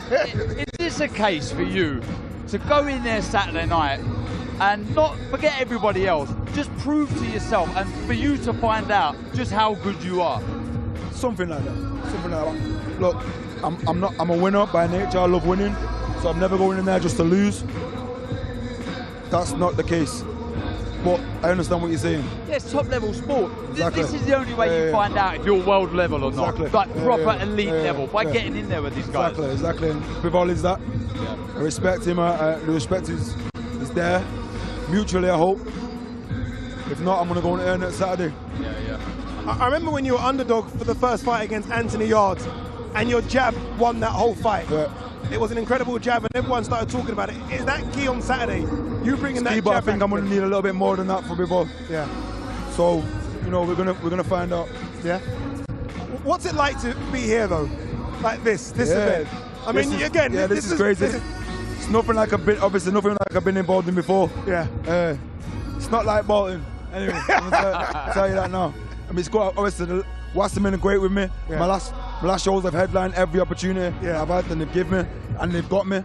But they've also got me this. This is crazy. It's incredible. And I'm excited to be here. Any family coming over, or everyone just stand at home? I've got a few. I've got people coming over, a few friends coming over and stuff like that. I'll have support in there. Yeah. You know, it's weird to not see here, and I can understand why he's not here. It's Sonny Edwards, and I can understand why he's weren't there. It's coming. Sonny's coming. He's on the plane now. Sonny's crazy. He's spending that. Sonny is crazy. How proud were you of Sonny? Sonny for that performance against Bam? Everyone knows how well Sonny did. And probably shocked a lot of people well by the style of fighting and standing in the pocket with one of probably the pound hardest punches at that weight. Yeah. And did well. And did more than well. Just come up short. But against the elite fighters, that can happen. It's no shame on him at all. I asked you about this event, but when you look at some of the names that are on the card as well, you must have to pinch yourself. Like, this is sensational. Wilder, AJ, Bivol, Opataya. That picture. Oh, that picture's incredible. No, the table, that there. Wait, how was that done, by the way? Secrets, guys. Were you all there? It was all there. I thought everyone was photoshopped in. No, it was all there. The camera was there. We had to look up at the camera. Take the picture. I need that T-shirt. I'm getting that on the canvas. Get that. That's. I'm gonna tell everyone. Look, that's what I did. Yeah. That was Uncle Lyndon. I was a part of that. Indeed. Lyndon, good luck on Saturday, brother. Honestly, I mean it. Good luck on Saturday. Thank you very much, Lyndon. Thank you. Top man. Leg is fine, people. I'm watching him walk. The leg is okay. The leg is good. It's just the way he walks. Just the way he walks. He's got that kind of nice little. It's just the way he walks. It's one of those things. Bit of swag. It's got a bit of swag to him, you know. Anyway, Thomas Schreiber is in the ring. Our next fighter is ready to get in there. Let's head downstairs.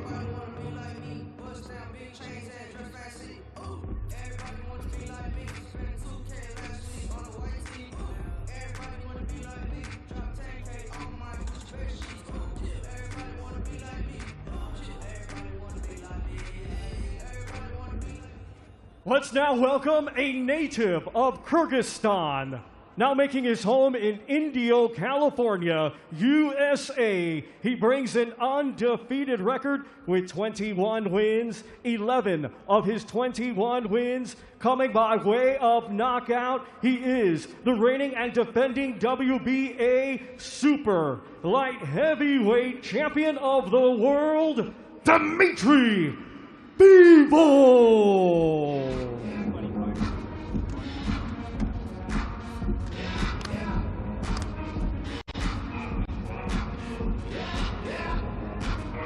Here we go. I've got a list of my favorite fighters. So I've got Dmitry Bivol. Currently? Yeah, so currently. Fighters that I just love. Dmitry Bivol. Number one. Number one. Terence Crawford. Number two, massive Terence Crawford fan. Gervonta Tank Davis, because it just reminds me of a mini Mike Tyson. AJ, I mean, come on, London Nigerian connection. Who else? Who makes my top five? I love watching Inoue. The That's the five. That's the five. Yeah. Has Golovkin retired? Is Golovkin retired? I've got a soft spot for Golovkin. Yeah. I'm going to say if he hasn't retired, he's had a great career. What a time to hang up the gloves. Yeah.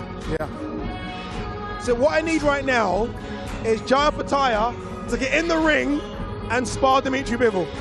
Then my life's complete. I wonder if that will ever happen, that fight.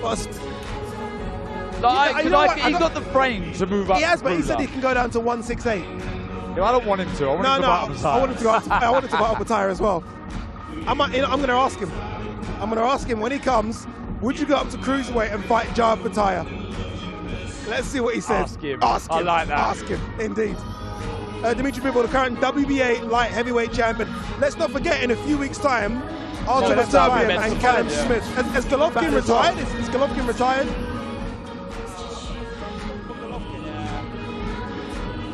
I'm going to say if he hasn't retired, he's had a great career.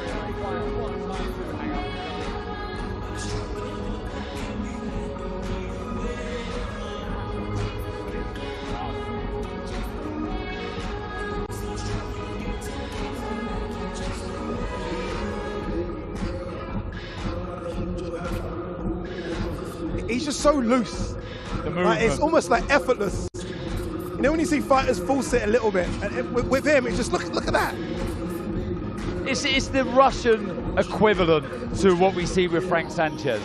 Yeah. You know, different, typically sort of Eastern European, but still so smooth and relaxed with it. A joy to watch. Again, it's poetry in motion. Honestly, it is fantastic to see. And look, we all want to see him in the big fights, and hopefully one of those big fights is early next year. But other than that, I just want to see him fight.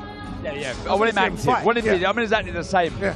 Like, I can understand Canelo wanting to fight Bivol, but he doesn't beat Bivol. At 168 or 175, Canelo does not beat this man. What about Benavidez? David Benavidez at 168, who clearly can't get the Canelo fight. Should he not jump up and maybe David Benavidez versus Dmitry Bivol at 175? I actually think Benavidez walks around bigger than Dmitry Bivol. It has a similar feel to the Ramirez fight for me, that, you know, in the sense that he was a huge fighter. Everyone thought how he made super middleweight was incredible. He moved up to light heavyweight and everyone thought it was a 50-50 fight. This man schooled him. Absolutely schooled him. Back in November last year in Abu Dhabi. I just thought for a second that there was a mark underneath his left eye. He has extremely high cheekbones. He does. Even if there is a mark, yeah, quite easily could have happened in sparring. He would have finished his last spar last week, so you can get marked. Yeah, fair. You know, I have a Dimitri Bivol jacket. I don't know if you know about this. I heard he's got a new one that I've clearly got to get this weekend as well. But I'm a big Lyndon Arthur fan as well, so I think it might be wrong. Me trying to get... Seeing as you've already got a Bivol jacket, I'll have this Bivol jacket, and you can get the Arthur jacket, or the hoodie, or whatever it is. No deal, no deal, no deal. There you go, I'm having this. I already got one. Don't be greedy. I want that. I want that jacket. But again, look, we you know, we've waxed lyrical about this card. Dimitri Bivol's a headline act. He headlined against Gilberto Ramirez. He headlined against Canelo. He is, I think, the fourth to top on this card. So I think Jarrell Miller, Dubois, Wilder, Parker, then AJ, Otto Wallin. That's how crazy this card is. It just shows you the magnitude of this mammoth card.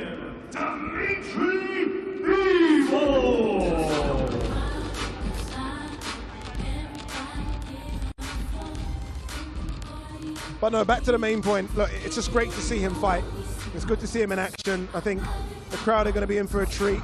And it won't be easy against Lyndon Arthur. I mean, physically, Lyndon Arthur's a lot bigger. I think we can see that. He's going to balloon up as well, Lyndon Arthur, after the weigh-in. But in Dimitri Bivol, we are talking a guy that I don't think he's not worse than number 6 pound for pound. No, and exactly. Like I'm the same as you.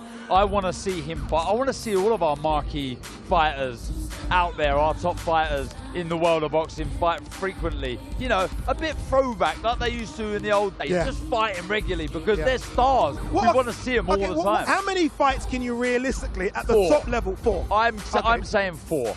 Okay, fair. I've always wondered because the AJ's having 3 this year, and I was like, is that the maximum, like training camp, rest? I guess look, it depends how hard the fight is. Exactly. But if you get through a fight comfortably, Injuries. go again. So it is disappointing, I guess, really, to only see Bivol once this year.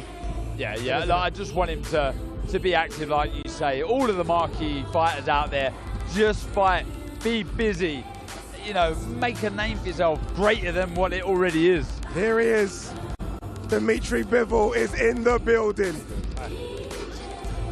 How are you, brother? Good. You okay? Yeah. You're fighting, yes. Yeah, You're fighting. Finally, yeah. Finally. We've waited nearly a year, more than a year. Yeah, 13 months. Yeah. How have you been? Good? Yeah, I feel great that I have a fight, and I feel this smell of Saturday night. Of glory? Yeah, of the glory. Smell of glory? Everything, you know, a battle. No, it was good to see you in there. Obviously, we know how loose you are with your feet.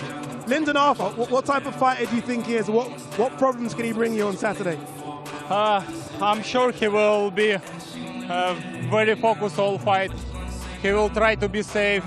He will try to not open, not use too much punches, and he will try to use his good sides like his jab. You know, this is me thinking a bit crazy now, yeah? I really want to see you have one fight for some reason, and that's with Jaya Pataya. Who?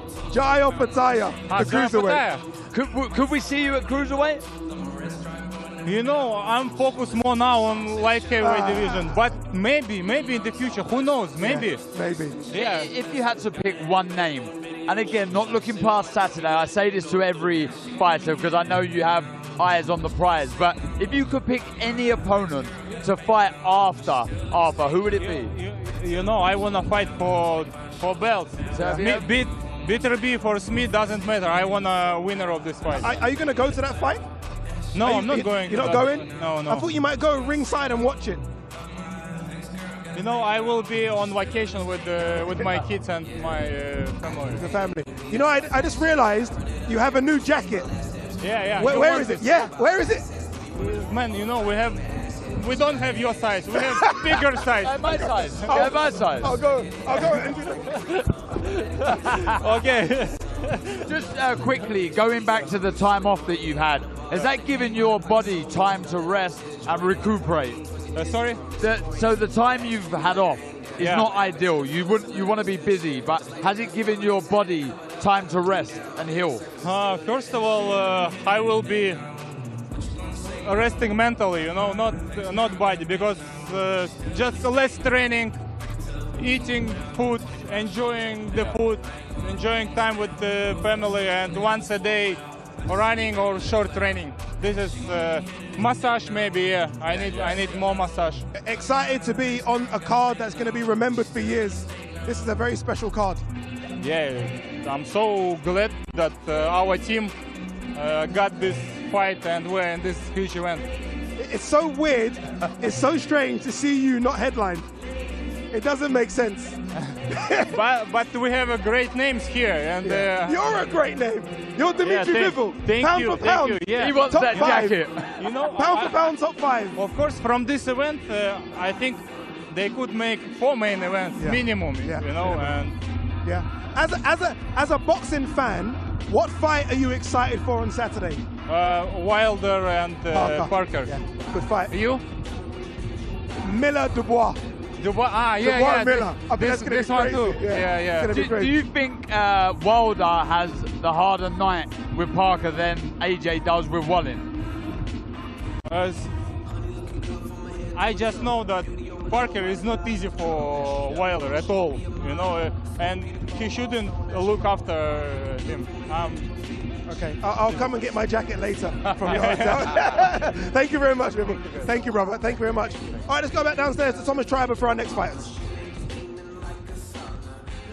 Our next fighter to the ring, competing this Saturday night in a scheduled 10-round international heavyweight contest.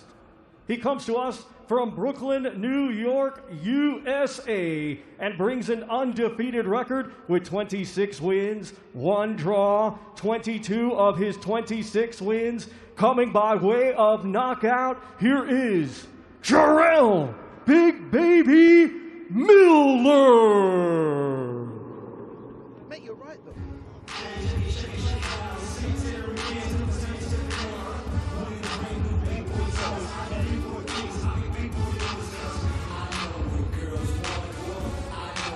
All right, should we have a little guessing game?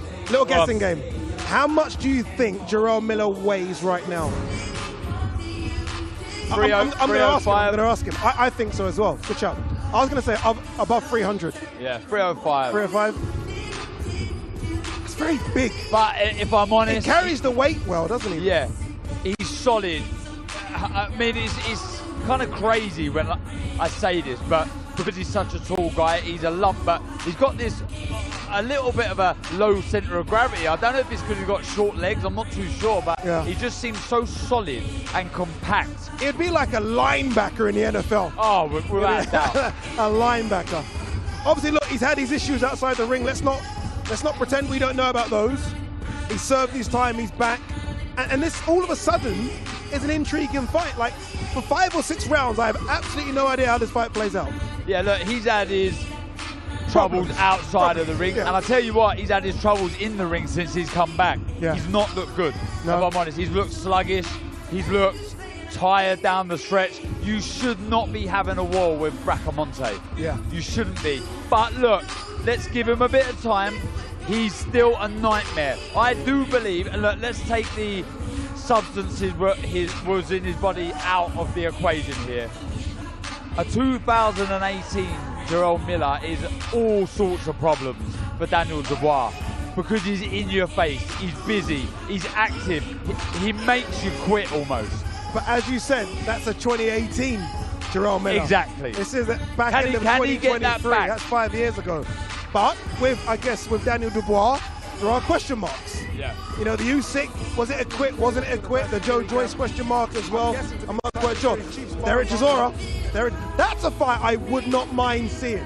Imagine the build-up. Chisora Miller. I don't think there's enough security in the world for that one.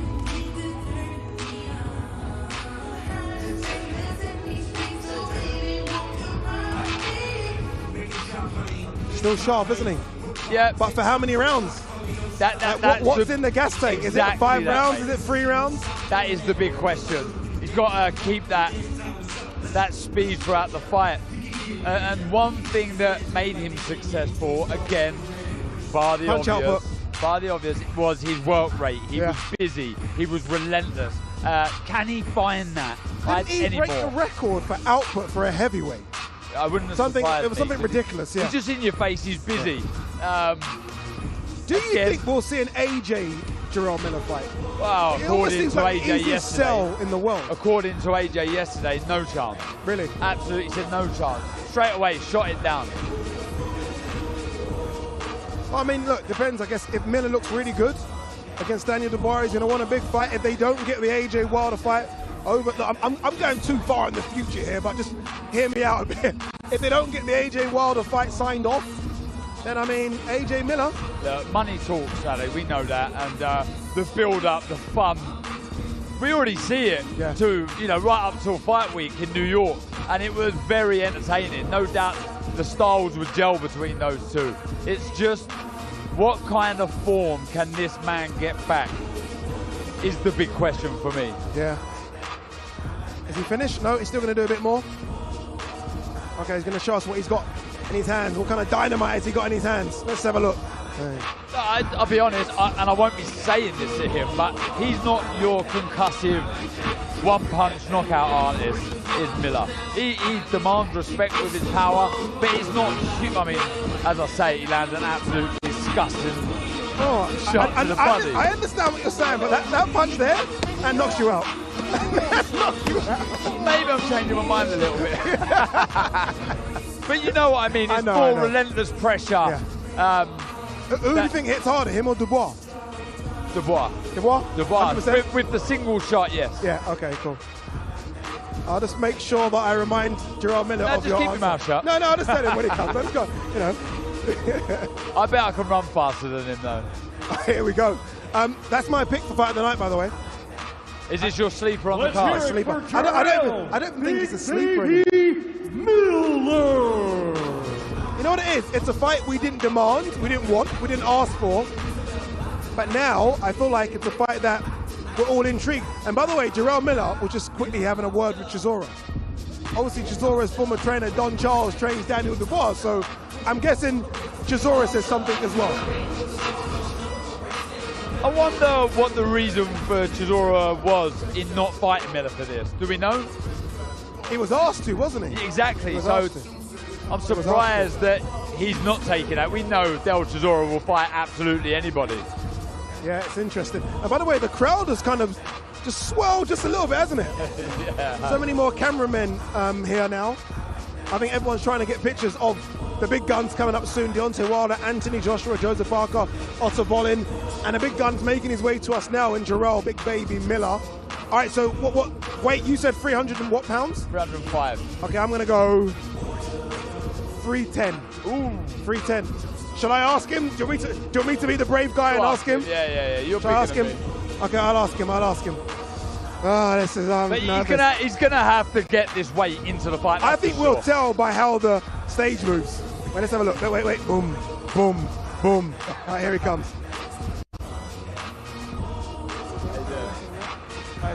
How you doing? Good? Jarrell, we were guessing your weight. How much I was going? He said 305. I said 310. 325. Whoa! It's all on my third leg. Pause. Listen, no, you're not 325. Really? I might come a little more, only because out here so dry. I've been drinking non-stop water every day. So before I got here, I was 322. I weighed myself. This is like 328. Do you think though that size suits you? Seeing you back in 2018, you was a lot leaner, and that allowed you. Look, I know you're still trying to find top form for you. Correct. Down at that weight, you seem to be a lot busier, a lot more relentless. Yeah. Do you think you can still fight that intensity? I think for where I'm at right now, perfectly fine where I'm at right now with Daniel Dubois, punk ass. Walk him down, beat him up, typical same routine. But I think eventually my whole goal is to get to 300, 305 really solid. Before when I fought Adamek and Bogan Dinu, before everything happened, I was about 315, 317. True. I was still throwing 18 punches around. So the main thing now is just learning how to eat better as I get older now and just staying in the gym. How close are you to being that Jarrell Miller? Right after this fight. Yeah? Right after this fight. For a fact, right after this fight. Like I said, we was a training camp fight, got canceled with Manuel Char. They gave me the opportunity to say Chisora. That didn't happen, and then Daniel Dubois stepped up. Run back right in training camp. But as a heavyweight, I don't kill myself about the weight. I just know if I could do 10, 12, 15 hours of sparring, I'm more than fine. How good is it to be back in the big time, Jarrell? Man, it feels great, man. Yeah. I belong here. I always said I know I belong here. I know what I can do. Now that I have a mouthpiece, I talk shit and I back it up, most importantly. And that's the main thing. People want to be entertained. Listen, boxing, a lot of crazy stuff happening in boxing that a lot of the fans don't know about. One day when my book comes out and my true story comes on Amazon or something like that, or on DAZN, we'll tell it all. Right, so quickly going back to Daniel Dubois and the tactics here. A lot has been spoken, and you mentioned it a lot, the heart of Daniel Dubois. Correct. Is it about breaking that heart Saturday Of course, night? I mean, once a guy has been broken one time, we always know it's there. We've seen it 2 times.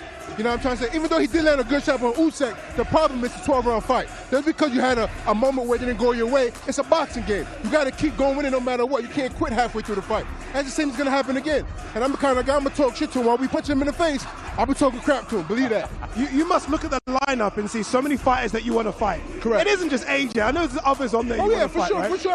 I mean, a lot of the guys I really like. You know, we're all fighters. Most of us like each other. I mean, the only 2 guys I really don't get along with is AJ and Deontay. And kind of Deontay didn't pay me no attention this whole entire time. He didn't look my way. So you know what? He's focused on his thing. He didn't disrespect me. He didn't even stare at me for 2 seconds. But AJ looking at me, what the fuck you looking at? You know what I'm trying to say? So other than that, eventually when Deontay fight does come around, if he stays undefeated, it'd be a great matchup. But until then, the ball's on my plate. If they both win, Wilder and AJ, how do you see that fight playing out between the 2? I think Deontay still has more heart than AJ. You know, he shows that he'd rather go out on the shield than make a fight stop. I feel like once he hits AJ, it's going to be lights out. The question is AJ going to take that fight?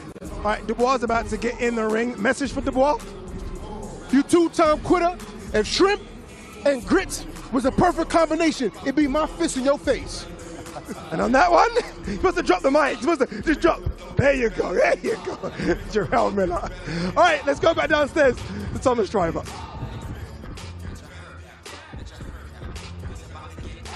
Let's now welcome from Greenwich, London, England. He brings a professional record consisting of 19 wins, 2 defeats, 18 of his 19 wins coming by way of knockout. He is the former WBA regular heavyweight champion of the world, Triple D, Daniel Dynamite Dubois.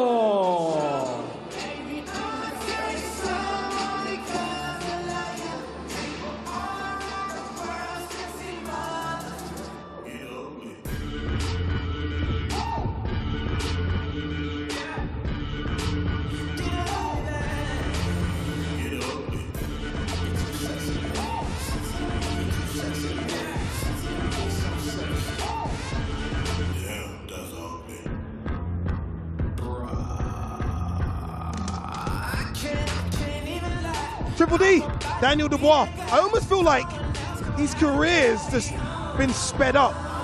Like I don't want to accuse the matchmakers of not helping him, but I mean he's fought Joe Joyce, fought Alexander Usyk, and now he's fighting Jarrell Miller. He's still a young kid. And he's a young kid with experience behind him now. Yeah. Look, I've said it to Junior Farr. He's experienced the good, bad, and ugly. And speaking to him yesterday, there was a bit of a smile, a bit of a swagger in his step, in his words. Like he believes in himself now. He's experienced, like I say, some bad, some good. It's about going in there now. Right, I'm going to talk to you tactically. How does Daniel Dubois win this fight? Jab, key. Keep the right hand straight. We've seen with Miller, he likes to throw uppercuts, likes to get close, and he likes to throw the right hand wide. So how do you beat him to the shot? You throw it straight. You get to the target quicker.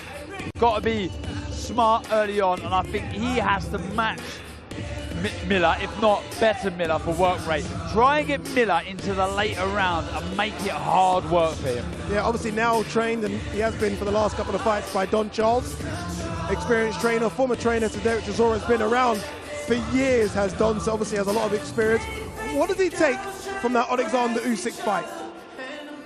That he was doing very well against a generational fighter, a very good fighter in Alexander Usyk.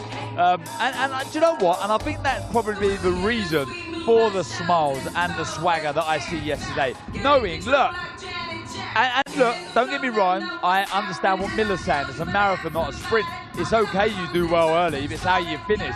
And look, he got beat. but there were signs of real class, of real, very good boxing ability. And I think that's where the confidence comes from, and rightly so. Can we address, and I'm going to defer to you as the boxer here, can we address this quit talk? The quit talk, that he just quits in fights. I don't agree with it. I don't think he does. I think he gets beaten by better fighters. But there's been a lot of talk of it. I understand the question. Okay. I can understand people asking the question. We'll never know.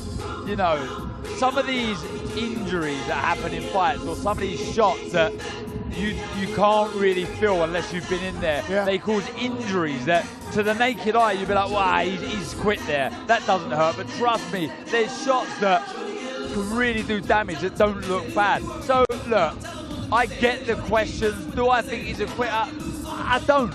But I can understand why some people say yeah. Okay, yeah. That's fair, that's fair. Who's favourite in this fight? Daniel Dubois, Jamel Miller? Like I say, I would say Daniel Dubois now, probably. But like I say, if he can find any sort of 2018 form without the obvious, I would have Miller a favourite in this fight, because I feel his style is all wrong for Daniel Dubois. By the way, what a great fight this is. It's a brilliant fight. Honestly, what a great fight. Again, it's a fight that we didn't ask for, we didn't predict. This wasn't in the future, but it's a fight that makes sense in the heavyweight division all of a sudden. Yeah. This is the fight. The winner of this pushes closer. Yeah. Gets closer to where they want to be. Look, he's had his world title shot. And he wants it again. He wants it again. Once you've had a taste for that, you want more of it. Yeah, indeed. I think he looks a bit leaner, Dubois. He does. Maybe it's because we just had a guy 325 pounds next to us. But you look at him, he looks a lot leaner, doesn't he? Yeah, he does. He does. And I think speed of hand, speed of foot is going to be crucial. And obviously dropping the weight, you become faster with your hands and your feet. And that is, like I say, that's what's required for victory on Saturday night. What I will say as well, just looking at the guard of Dubois, he's got to make sure those elbows are tucked in, because Miller, arguably the best thrower of an uppercut in the heavyweight division, throws it so well when he's inside, and you are a sucker to an uppercut if your elbows are wide open. Yeah, Miller likes to go to the body as well, so again, that open guard, look at all that target there. I like this, a proper workout. This is it, there's no playing around there. They've got the body bag on, they're going for it for real here. Yeah, he's not going to Mike Tyson gym after this. No, he's going home. He's going home. He's going home. Remember, we still have Deontay Wilder, Joseph Parker to come, and then obviously the main event, Anthony Joshua versus Otto Wallin. Still 4 more fighters we're going to see in the ring.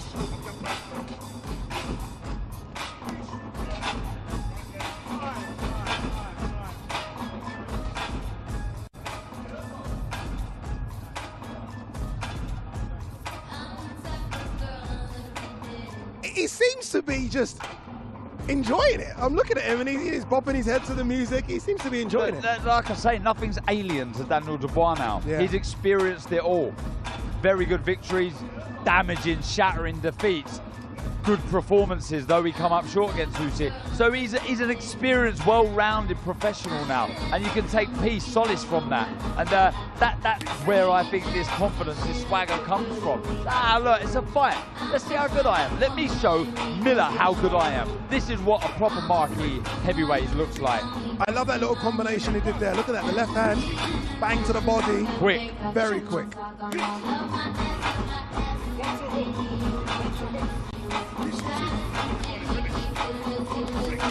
And look, you know, you asked me the question a moment ago when Miller was working out who punches the harder, and I think you're seeing it here. The one-punch power definitely lies with Daniel Dubois.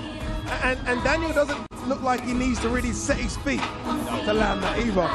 Whereas with Miller, he has to set his feet to really turn that big frame into those power shots.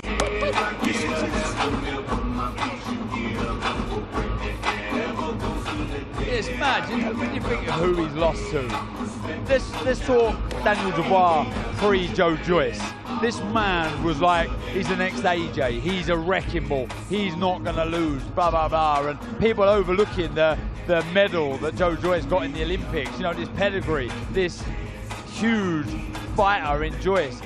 But he gets beaten, all of a sudden everyone's knocking Daniel Dubois. It's crazy.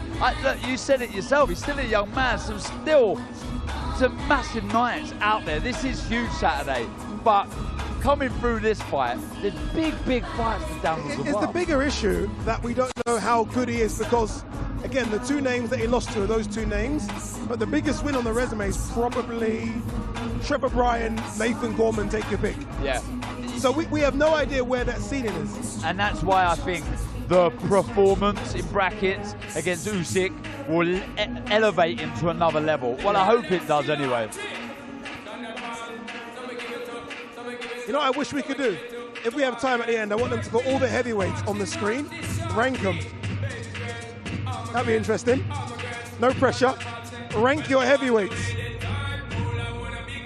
AJ Wilder 1-2, how's it go for you? AJ 1, Wilder 2. Parker 3. Oh, you're going to go Sanchez. Proven. Parker's proven. Former world champion. Yeah. Parker. It's not easy. It's not easy. It's not easy. There you go, Triple D, Daniel Dubois.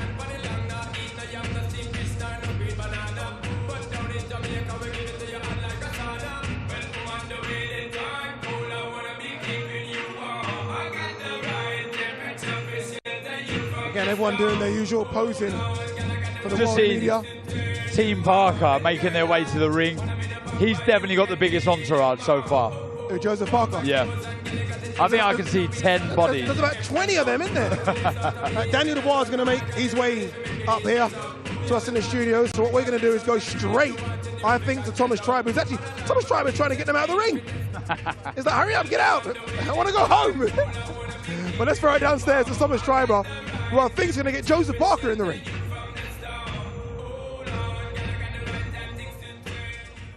Ladies and gentlemen, our co-main event this Saturday night, it is scheduled for 12 rounds, and it'll be for the vacant WBC International and WBO Intercontinental Heavyweight Championships. Brought to you by Frank Warren on behalf of Queensberry in association with Bomb Squad. Let's first welcome from South Auckland, New Zealand.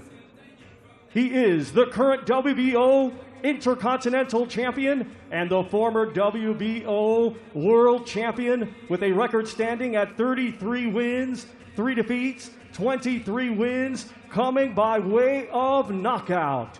Lupe Soliai, La'auli, Alemali Etoa, Joseph Parker.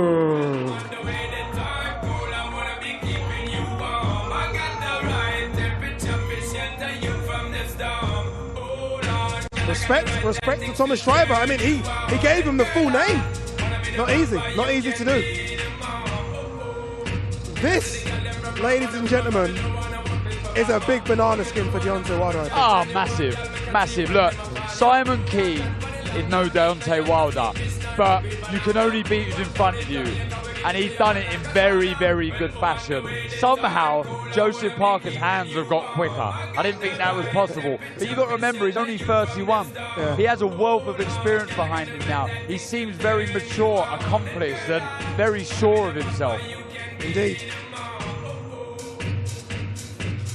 And let's not forget as well, that man in there with him, Andy Lee. I think this is their, I'm going to guess and say their 5th fight together. So they're now fully in sync. What a secret weapon. Yeah. That is Andy Lee. Andy Lee. It's a nice shot. Look at that. That's a good shot, isn't it? Bit fancy that. Yeah, Andy Lee, part of the team that orchestrated that win for Tyson Fury against Deontay Wilder. Now looking after Joe Parker.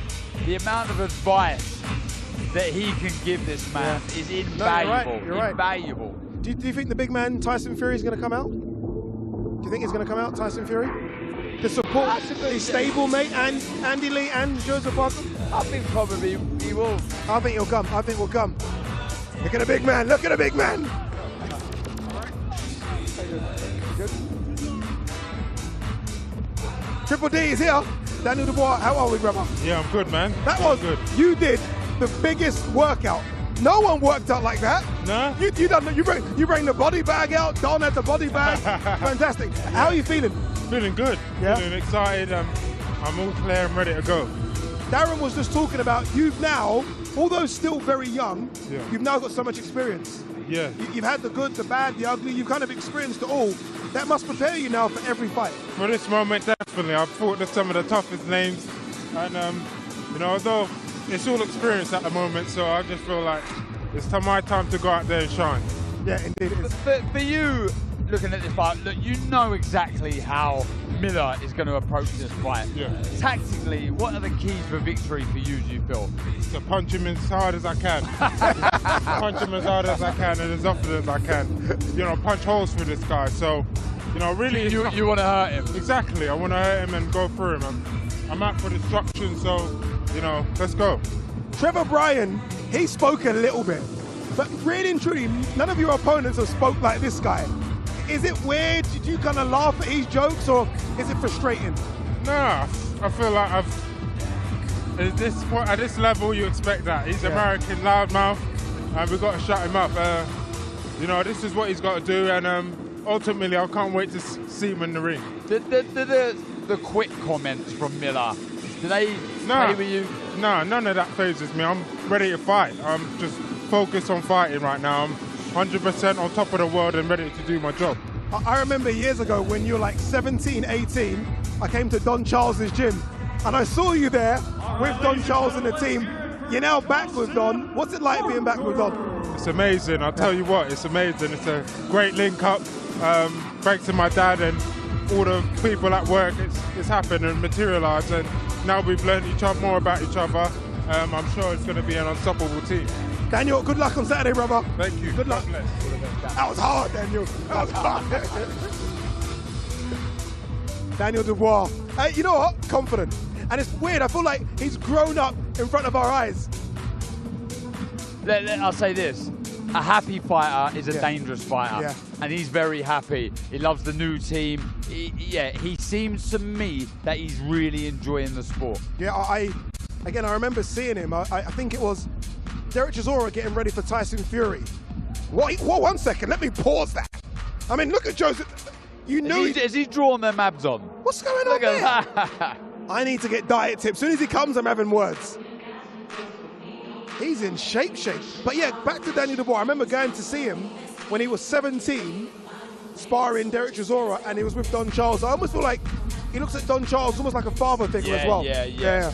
I agree with you there. And like I say, he seems happy in this new environment. He feels at home, and like I use the phrase again, a happy fighter is a dangerous fighter. He's where he wants to be, and he seems very sure of himself. He seems a lot more, I think the correct word here is mature. There's a maturity about Daniel Dubois now. You know what I liked? When you asked him, how do you win? I punch him very hard. I mean, yeah, sometimes you can overcomplicate the sport. And I feel like in the heavyweight division, that's kind of what it is, isn't it? Yeah. I mean, don't worry, you get technical geniuses like Alexander Usyk, but ultimately it is the guy that can hit the hardest. Yeah, and especially in this division. Yeah, in this division, with that amount of weight and velocity and whatever, yeah, you can put holes, and that's what he's aiming to do. Yeah, Joseph Parker is making his way to us, and you are correct. By the way, I don't know if our camera can even pick up. This is the biggest entourage of them all. This is clearly everyone in the family's here. This is incredible.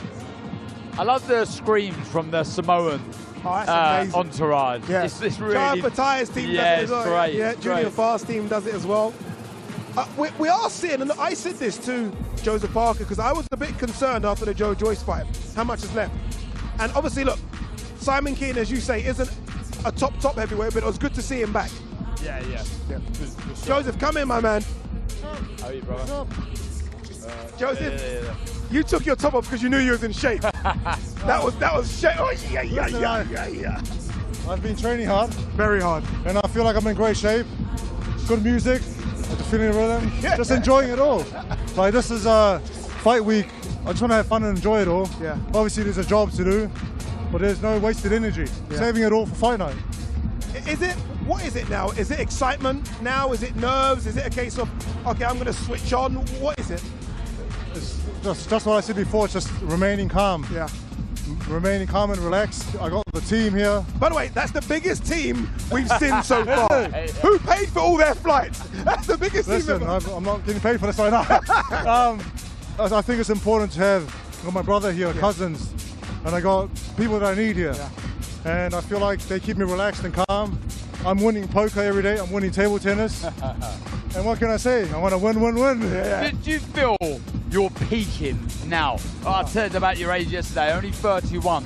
But the experience that you've gathered already at the very top level, you must hold you in such good stead. Truthfully, like, I've had all this experience, and I've had ups and downs in my career, and I was trying to fine tune what I needed to change and what I needed to add, and I feel like this year has been the year that I've made that jump of going upwards and onwards, and I feel like I'm in a great place, and I think it's going to progress and keep getting better. You think you're peaking now? I feel like I'm peaking. I'm gonna get better and better. What surprised me, and I was saying to Ade as well, it seems as if, and I know Simon Keane is no Deontay Wilder, but you personally, you seemed as if your hands were quicker. Everything just seemed a lot quicker. Yeah, listen, I was quick before, then I lost it a bit, and now I feel like I'm finding it, and it's just the work that I'm doing with Andy, the work I'm doing with George Lockhart, and those guys, listen, whatever they say I do, I'm like a sponge. And I'm a student, and all I do is listen and work hard, and now we're going to put it on display. Yeah, George Lockhart, one of the best nutritionists in the world, has worked with everyone in MMA, now obviously working with a lot of boxers as well. Andy just behind the camera there. How long has it taken to get in sync? Andy, come in, Andy. No, you're in now. You're in now, Andy. You might as well come in. Would you say you're now in sync with Andy, like 100%? Yeah, but even though we're in sync now, we're still working on things. And he's still showing me things that that I'm still taking in, and it takes a while to perfect it. But we are in sync, and everything is on track. And so Andy and George are like the magic team. Would you say, I asked Joe the question, but he's 31 now, he has a wealth of experience behind him. Do you feel Joseph is peaking now? He's better than he's ever been, has been in training, so we don't know his ceiling yet. So he's on the way up, definitely in the ascension. Big fight experience. You've got big fight experience, right? You've had those big world title fights. You've fought in front of 80,000 people. But this is your biggest fight. This is it, isn't it? This is it. This is the biggest fight. And there's nothing else we could have done. Andy's put in the work. I've put in the work. George, the whole team. So now it's time to go out there and dance. I like Under them lights. Can I get one of these tracksuits, please? 100%. Stop asking. No, that's a nice tracksuit. I like the gold. Listen, the gold's amazing. Spencer Brown and Gold Star do the best tracksuits. Yeah, and I'll wear it on the show and everything. Dynasty. Can I get one, please, Andy? Thank you very much. Joseph, my man, good luck on Saturday, brother. Thank you so much, Joseph. Well done. Andy, top man, bro. Let's see. Oh, you love a freebie. My mum said, if you don't ask, you don't get. That is fair. Wise words. That's what I was told. You think of all the big fights he's had. Incredible. AJ, Andy Ruiz, Dillian White, Joyce, and now Deontay Wilder. It's a lot of big fight experience. And for me, he doesn't look like there's any miles on the clock. Yeah. You know, I do believe that he's peaking now at 31 with all that experience, looking faster, looking better, looking more switched on, and enjoying boxing. Indeed. A couple of weeks ago, I was lucky enough to be at Stamford Bridge to see Chelsea take on Paris FC, Women's Champions League. We are the home of the Women's Champions League, and it's right here on DAZN. The world is watching. Aí. Moments of magic. Andy Leon, she tries it. Oh my words! Live on DAZN. That way! The biggest clubs in Europe. Nail-biting. Jaw-dropping. Football. Barcelona have done it! UEFA Women's Champions League. Are you watching? Stream all matches only on DAZN. Yeah, I did that game. I did Chelsea versus Paris FC. Home of football. Home of football. Home of football, indeed. Oh, Chelsea fan. see, I didn't mean that. I didn't mean that. You said it. I meant you said DAZN. it. That's on home camera. Of football. That's on I didn't camera. mean Chelsea Football Club. We're hearing Deontay Wilder's about. He's making his way. You know what? Can I say this? Go on. I expected Wilder to maybe keep us waiting a little bit. I knew one or two heavyweights. It's their heavyweights. They're entitled to make us wait. Marquee division in world boxing. We'll let them off. I will say this though, Saudi traffic. Oh my God! I mean, you thought London rush hour was bad. LA traffic, Nigerian traffic. This is up there with it. It's not great. It's not great. It's not great. So that's the reason that we are running slightly behind as we wait for Deontay Wilder. Remember Otto Wallin, AJ as well. AJ, Otto Wallin, main event. Surprised? Yes or no? So it was going to be Wilder or Parker, AJ, Otto Wallin. Either or, toss of a coin. Yeah. But I will say, for me, after hearing Parker talk there, I feel he's the tougher opponent. Oh, you switched. You were saying Otto Wallin for a long time. You were saying. Do you understand though where I'm coming from? Yeah. There's an aura, a maturity, a real self-belief with Parker. And let's not forget as well, Deontay Wilder has had one round of boxing in 2 years. Yeah. And that was against Allenamenti, and he flatlined him in the first round. So it's been a long time, and before that, obviously, we saw the beating he took from Tyson Fury. So what I'm getting at is, we don't know what Wilder were getting. Exactly. We kind of know what Joseph Parker were getting. Yeah. Timing, distance, speed, know-how, power, all of the above. And it was only not that long ago that he was looking so good against Simon Keane. So he'll take huge confidence into this fight. Tactically, he's going to have to try and make Wilder load up, etc. But moving over to the other fight, the main event, if you like, I mean, it's so intriguing.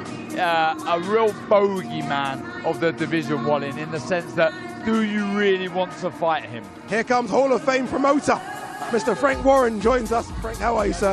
How's everything? Good? All good. I can't complain. How are you doing? Yeah, I'm very well, thanks, Frank. This is exciting, isn't it? I mean, we were here not so long ago for Fury and Garner. We're back here again. This is almost becoming the home of big-time boxing. There's no doubt about that. You know, the Kingdom's planted their flag well and truly in boxing map, and all the big fights are happening. I mean, this is a magnificent card, probably the biggest card of the last few years. The biggest card you've put on? Yeah. Yeah. I'm talking about the amount of fights and the quality of the fights. I've never seen a card like it. It's a huge card, and it's what it leads to next year. I mean, it's very appropriately named a Day of Reckoning, and we're going to know on Saturday who are the guys who are going to be going forward in the next round of this. I said that. It's all these heavyweights are all going to be fighting each other. Yeah. So who's going to come through? How they're going to come through? And at the end of the day, I think they've got so much ambition, and the fact is, because it's so lucrative for the boxers, they're getting very well paid. It's spurring them on. So we're going to get some good quality competitive fights on Saturday. All right, Frank, hold on 2 seconds. Don't go anywhere. Deontay Wilder is about to get in the ring. Let's throw it downstairs to Thomas Triber. Frank, don't go. So many questions I want to ask you. But let's go to Thomas Triber first, getting Deontay Wilder in the ring. Let's now welcome to the ring from Tuscaloosa, Alabama, USA. He brings a professional record consisting of 43 wins, 2 defeats, 1 draw, 42 of his 43 wins coming by way of knockout. He is the former WBC heavyweight champion of the world, known as the Bronze Bomber, Deontay Wilder.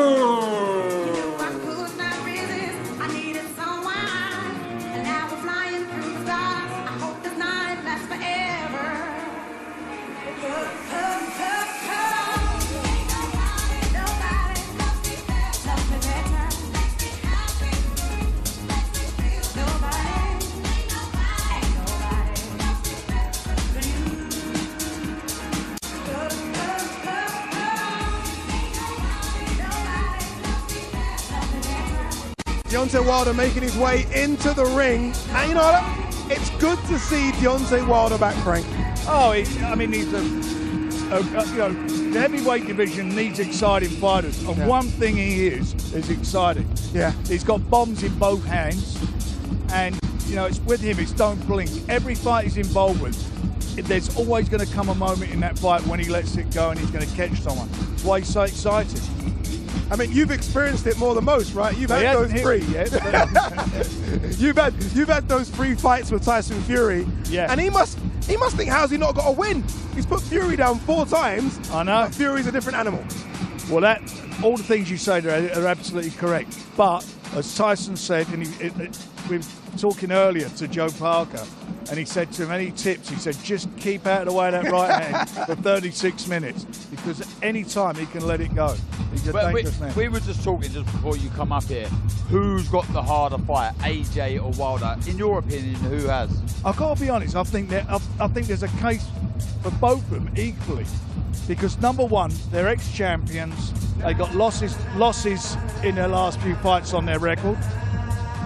They know for them they got to win. Yeah. So there's a lot of pressure on them.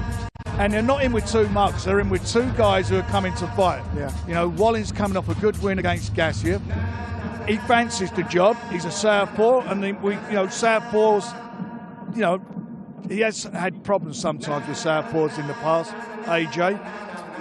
And again, with Wallin, he knows that if he comes through this, he's going to have a big seat. He's going to have a seat at the big table.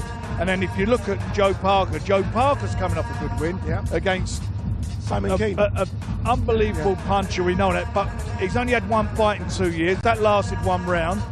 And again, with all the help he's getting from Tyson and so forth, he's very confident about winning this fight. So don't dismiss them, and I wouldn't dismiss an upset. I really wouldn't. I think anything can happen with these big guys.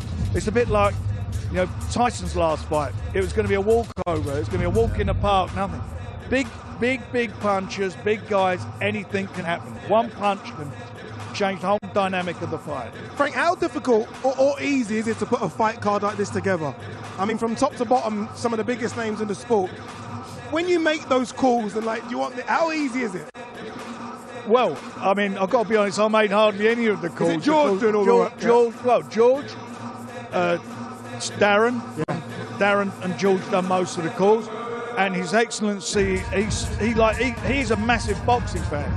It's what I would call, if I was playing fantasy football, I'm doing this with boxing, but it's the real deal. Like, I want him to fight him, and he makes it happen. He's an unbelievable dynamic character. Very smart guy. Loves boxing, which is brilliant for us in the sport. And things are happening. And someone said something yesterday, at a meeting we had yesterday, and they was talking about things, said, look, this could be a problem. He said, it's not a problem, it's a challenge. Hooray! And that is what it's all about. It's positive thinking. That's obstacles there, we'll get over it, and we'll make it happen. And let's get it right. Getting all us like the promoters and managers who've been at loggerheads and doing getting that together takes some doing. Yeah. But everybody sees sense, and look what we got. I know, I still can't believe it. Frank's holding to the DAZN mic. It's incredible. Take the photo, people. Frank, final one before we let you go. Is the big man Tyson Fury coming out on Saturday, maybe? I doubt it. He's in serious training now for his fight. I'd like him to be here, but I don't think he will be. Yeah. Frank, thank you very much, Frank. It's a pleasure as always. As you're going down, can you maybe tell the DJ on the way down to turn it down a little bit, please? What?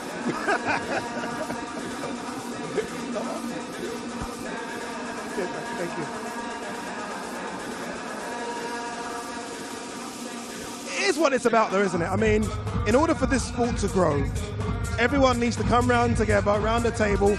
And it is good to see Frank here. Again, I joked about him holding the DAZN mic, but these are things we never really predicted a couple of years ago. It's good to see it happen. Look, if we're talking about two promoters that are involved in this, being Eddie Hearn and Frank Warren, you've got to remember, business aside, they're both massive boxing fans. Yeah. So common sense has prevailed, and here we are. For the sake of boxing, look what we have. It's brilliant. By the way, I've just peeked over at Deontay Wilder. That jab is as sharp as it gets. Look at that. And see that as well, the recoil. Yeah. Straight back to his chin. Straight back. Wow. Here we go, from one big promoter to another. This is so strange. Did you just pass Frank on the way down? Yeah, he stuck the nut on me. I can't believe it. How are you even here? You got some sort of teleporting machine? Mate, honestly, I don't know where I am. I mean, do you realise how far it is from the West Coast? Wow. And the time zone. I mean, I think what is it now? We're Wednesday. Yeah. I think it's still Monday in Phoenix. I'm not even sure, but listen, I'm buzzing. I can't wait. I mean, unbelievable scenes here, unbelievable card. I don't want to tempt fate, but everything I'm hearing out of the Anthony Joshua camp is get ready for Saturday night, and a real fight, a tough fight, proper fight. It's a big one, isn't it? Great night. It's a big one. Like, obviously, look, we all want to see the AJ Wilder one. We're hearing rumours of that one potentially in the new year, but they both got really big fights in front of them. Yeah, I mean, both got different kind of styles in front of them, both got different challenges, but both got two people who really believe they can and will win. Yeah. Like Otto Wallin's scaring me a little bit. I mean, he's speaking like he's quite a sensible guy, he's an intelligent guy. He truly believes he will win this fight. And Parker's been around the block, you know, and look, we know what we're trying to do. We know what we're trying to get over the line. We know what Saudi want to bring next year, but it only happens if both guys win on Saturday night. How's AJ been behind closed doors? Look, we see him yesterday, very angry, very short. He basically said 2 words to him, that's what it is. I know. Do you know, look, I was expecting that with Dev, and then when he passed over to you, I was like, oh, we'll be a bit kinder to Darren.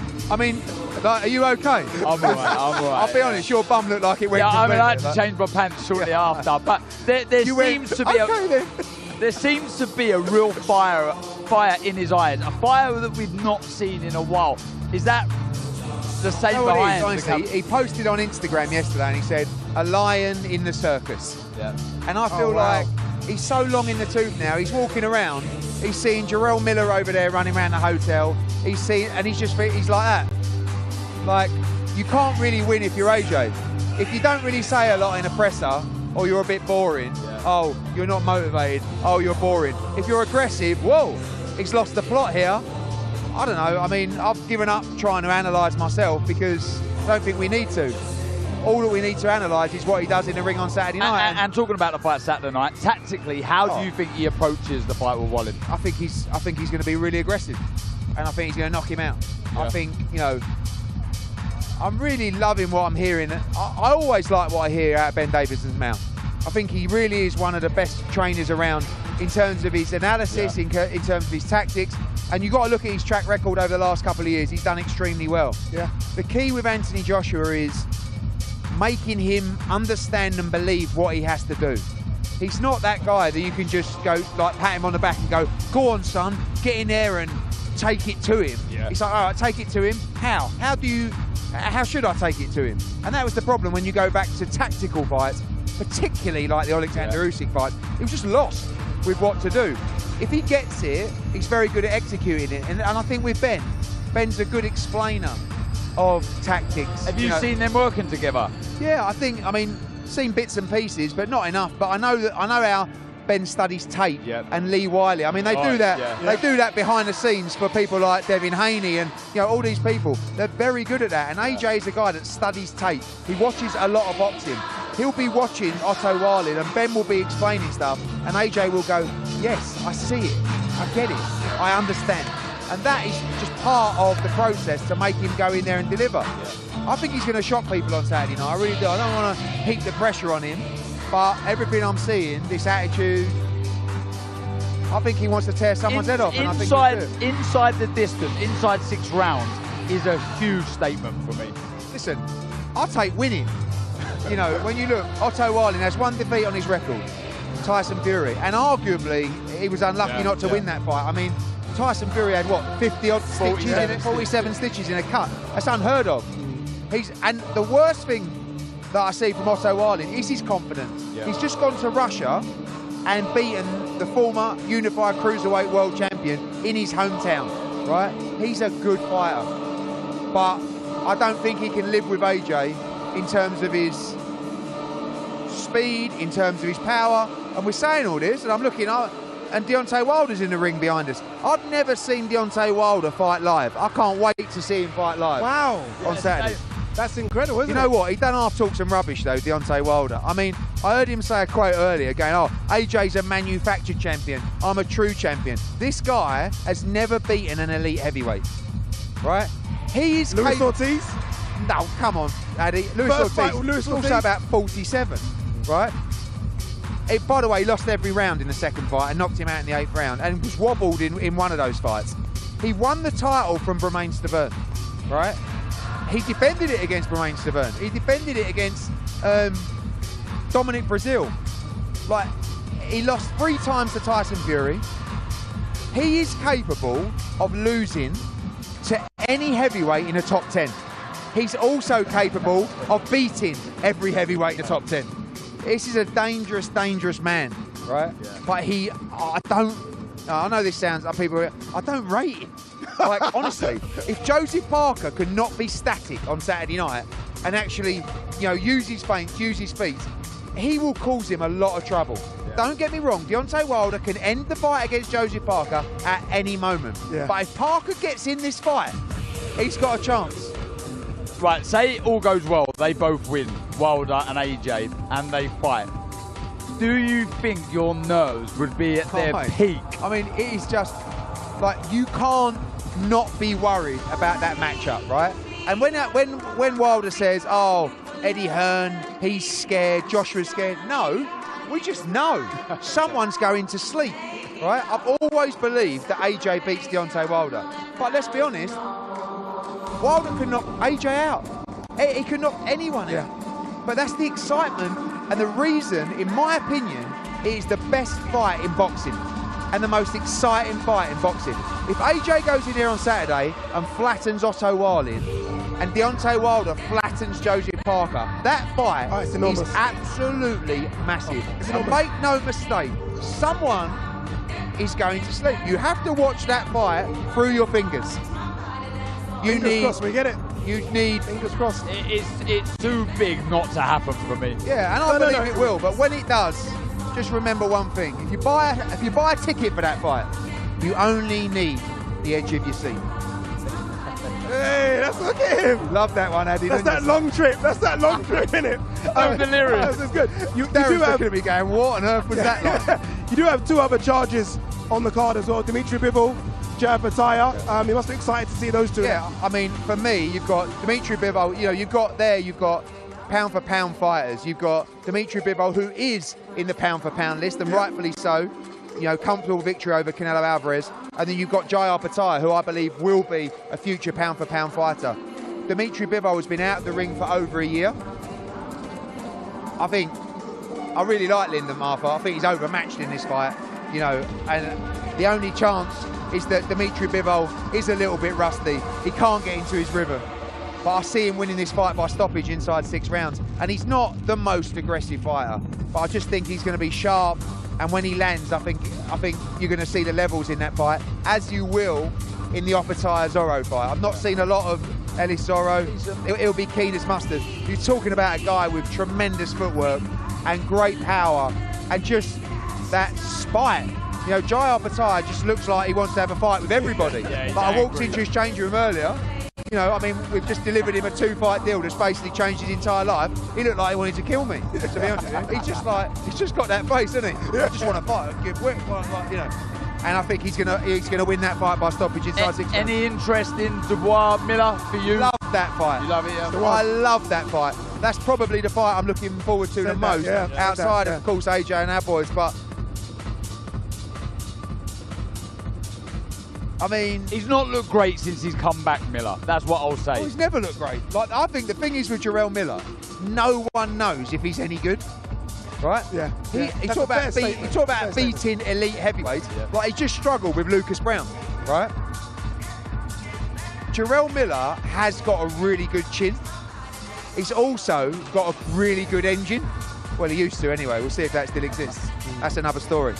But the fact is if his engine's there and if he's got a good chin, if he gets through 3 or 4 rounds with Dubois, I think he's going to win the fight.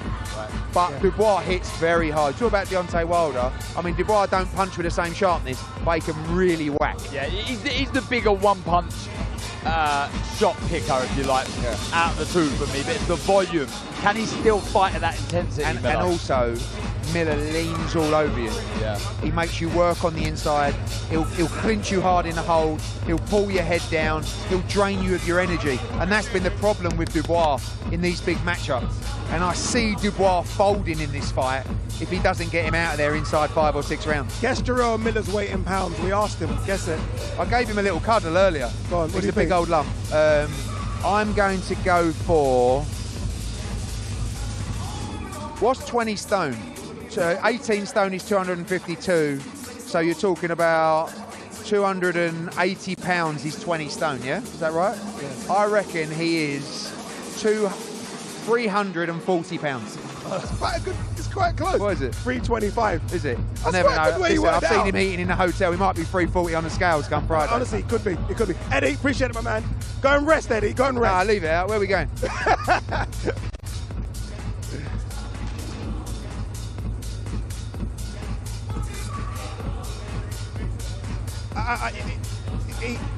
He was quite sharp in his thoughts on Deontay Wilder. Yeah. Yeah. Look, but there's always that but. And everyone says that.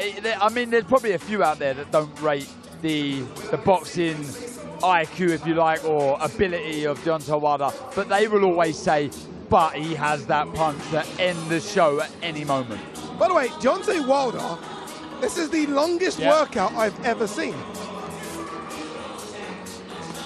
Looks sharp, looks nimble. No, it looks very sharp. Explosive. It looks very, very sharp. The jab, the movement. I think, look, although he hasn't fought for a long time, I think him and Malik Scott have been doing a lot of work together. I think Malik Scott's one of those up-and-coming trainers that everyone's talking about. He looks a bit bigger, but I always say he's only a heavyweight in height. Now you look at his frame compared to the other heavyweights, it's a very small frame. Yeah, do you know what? When we were stood with him yesterday, he was wearing layers. Yeah. So he looked really thick. There you can see he looks lean. Very, very lean. But that's one of the reasons he generates a lot of speed. And speed obviously generates the power. That's what it is, right? Yeah. Yeah. And look, there's that big question. What makes a puncher a puncher? You know, you can look at the science of bone density, etc. But for me, it's one of the reasons is really committing to the shot.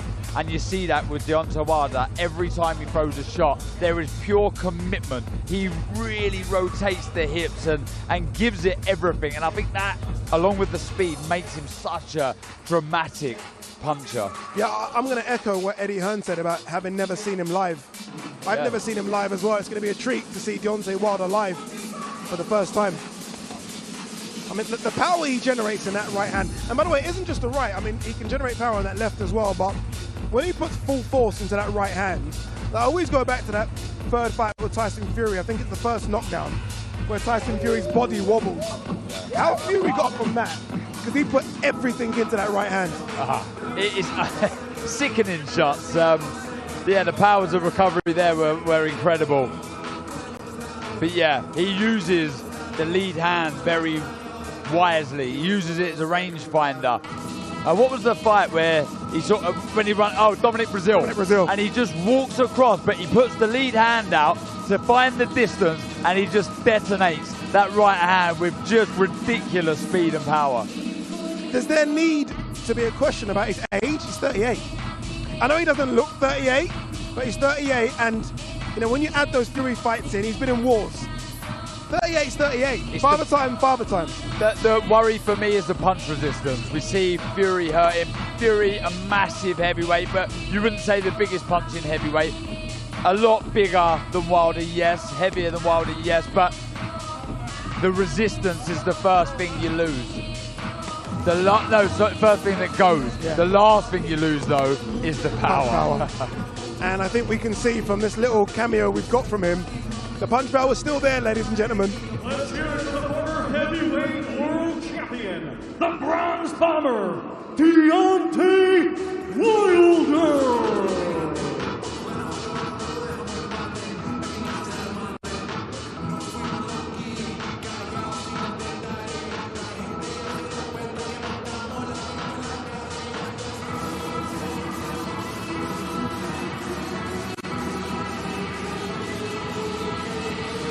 Bomb Squad!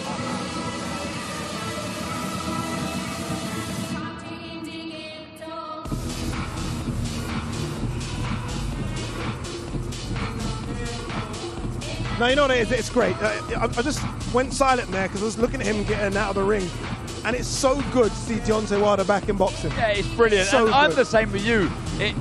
You know, sometimes you just got to take a second during this broadcast and just kind of take it all in. Yeah. Take a breath and say, wow. We're just watching Wilder leave the ring. It's remarkable. It certainly is, and Deontay Wilder's going to make his way to us here on the stage. Let's throw back down those stairs to Thomas Schreiber, because Otto Wallin's getting ready to come in. Ladies and gentlemen, we would like to extend a big thank you to His Royal Highness, the Crown Prince Mohammed bin Salman, and His Excellency, Chairman of the General Entertainment Authority, Turkey Al-Sheikh. Our main event this Saturday night is scheduled for 12 rounds, and it is an international heavyweight contest. Brought to you by Frank Warren on behalf of Queensberry and Matchroom Boxing in association with AJ Boxing and Salida Promotions. Let's first welcome to the ring, coming to us from New York City, New York, USA. He is a native of Sundsvall, Sweden, and has a professional record consisting of 26 wins, just 1 defeat, 14 wins, coming by way of knockout. Here is Otto All-In Wallin.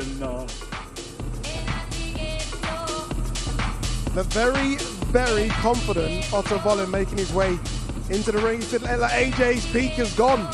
And it went early, he said 2018. And right now he feels like he's getting into his peak. Obviously coming off that good win.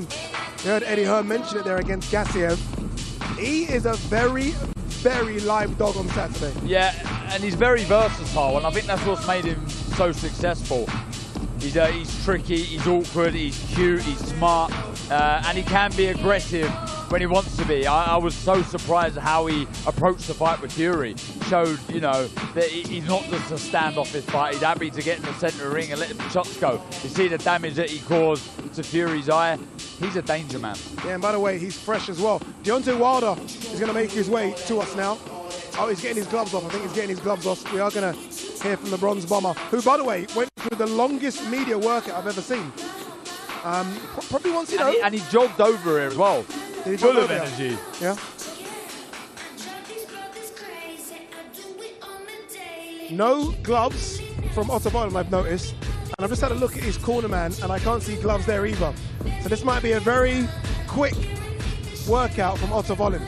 In and out, probably all going to the Mike Tyson gym to do a proper workout. Tell you one person. Should we go? Should we go over there? Should we go over there? Mike Tyson gym? Have you been? Have you been yet? I haven't been. You've not been yet? Wow. Impressive. Ridiculous. Like, gyms, as you can imagine what a gym would look like over here. Right. Yeah. It wasn't Repton AB. Creme de la creme, is it? No. He wasn't. Blessings, brother. How are you? I'm doing well. How about yourself? Not bad at all. Hey, that was the longest workout I've ever seen, Deontay. That's nothing. We do up to 35 rounds just moving all day long like that. Yeah? No water, no break. Deontay, how good does it feel to be back, brother? Oh, man, it feels great. It feels great to be back. It feels great to be in Saudi. In Saudi. You know what I mean? And it feels good to have my debut starting right here as well. So, you know, I think they're doing a great job, especially with promoting boxing. And the way they're promoting boxing has never been done or never been heard of before. So I'm just so happy to be here, be a part of this whole event. No, you're in, may I say, the twilight years, if you like, of your career. You've been around, you've been into big fights, but you're looking fresh, you're looking good, you're looking healthy. Yeah, man, that's the secret.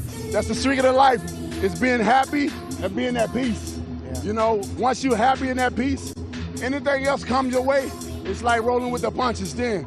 Happiness and peace. It's not money, it's not the fame, it's not the materialistic things. Because you can be a billionaire, zillionaire, and be miserable. Yeah. You know, and then you'll find ways to how to spend your money to bring happiness. But one thing about happiness and peace, you can't buy that. Yeah. You understand me? Yeah. You can't buy it. So with that being said, I know the secrets of life is being happy and being at peace. And is happiness and peace boxing for you? Yeah, most definitely. Happiness, peace, and my family, my beautiful family and my babies. Yeah. You know, they come first. And then, you know, of course, boxing. What business. What brings you back, Deontay? You've done the heavyweight title, you've had your defenses, you've knocked out and put down everyone, right? You've made a lot of money. I'm sure you've invested that money as well. What brings you back to the squared circle? What brings me back is the people. You know, the bat signal. The bat signal was full. Come on, the back signal as well. They've been hard. I mean, let's face it. You can't talk about the heavyweight division and excitement without Deontay Wilder being in it. Women lie, men lie, but numbers don't lie. And what I bring is the power. This is what the foundation of the heavyweight division is about. Power, not the skill and not going rounds. When people get dressed and they come and see a heavyweight bout, they want to see somebody get knocked out. That just face it. Because 99% of the time, when we go see a fight, we got something else we want to do after the fight is over with. And with me being said, whether you in the arena, whether you at home on your couch, you know that when Deontay Wilder fight, you cannot blink, and you can prepare your next event after this fight because it's not going to be long. Look, you've achieved so much in the sport already. You know, belts, money. What are the goals for you now in boxing? Unification. Right. Unification. One thing about, that's another reason I'm here, unification as well. Look, I could have unified 3 or 4 times in my career, but I never got the opportunity. None of the other champions never gave me the opportunity to unify the division. So with that being said, my second reign, this is my goal. My purpose is to unify. And I know one thing for sure, I have a great chance of doing it right here with the Saudis. You understand me? Look at this card, this brilliant card. We would have never saw me and my rival on the same card. Understand that. Let's just get this right. That's our Christmas present. Who's your rival? Come on now. I don't know. Who's the rival? What are you talking Hey! No, it's great to see you and AJ on the same card. I wish you good luck on Saturday. Thank you so much. Well done, brother. Thank you so much. I want to get a bomb squad to the camera.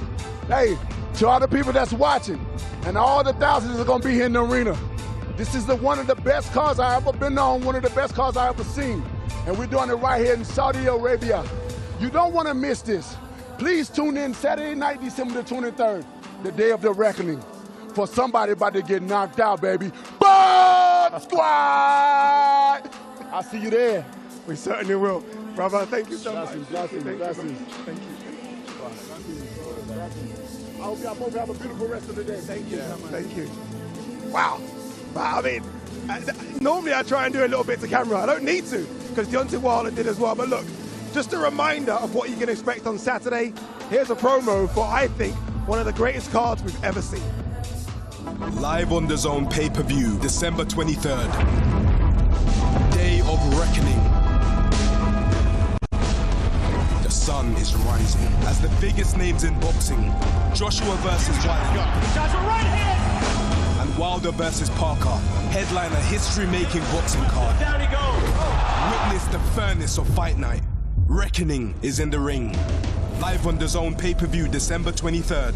Buy now at DAZN.com. Make sure you buy that pay-per-view. Like normally I feel like I need to convince you. This time I really don't. I mean, I can't, surely. I mean, look at the names on the card. I mean, this is, if I am convincing you, this should be the easiest convincing I've ever done, because it's an incredible fight card. The GOAT. I mean, Deontay Wilder versus Joseph Parker is a co-main event. It's incredible. 2 former world champions. It is crazy. Oh, we got one more guy that we have to get in the ring. Just one more guy, and that is Mr. Anthony Joshua. Thomas Schreiber's waiting, but AJ's not here yet. Not here yet. Deontay Wilder in great spirits. Yeah. I mean, in great spirit. Look, I've said it already about a couple of the fighters, actually, but a happy fighter's a dangerous fighter. Yeah. He seems rejuvenated, re-energized. He seems as if he's got a clear path. He knows what he wants to do. I think taking the pressure away in the fact that he's already been a world champion, he's already made millions, like you've touched on. Now it's about achieving legacy, real goals. He's got the power to unify this division. So in his eyes, it's like, right, let's prove the doubters wrong. Let me show myself. Darren, I have to cut you off, Darren. I'd only cut you off for one man, and that's Mr. Anthony Joshua. He's here. Let's throw it downstairs to Thomas Schreiber. Now let's welcome to the ring, coming to us from Watford, England.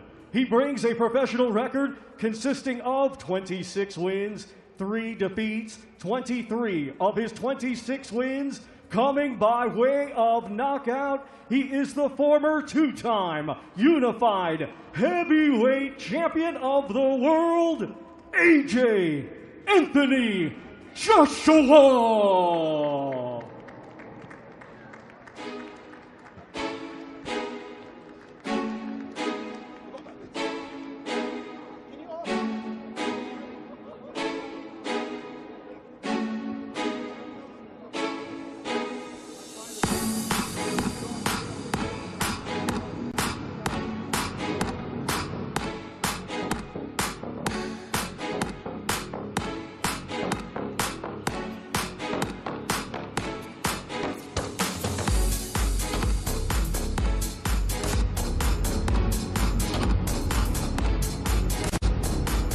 Mr. Anthony Joshua in the ring.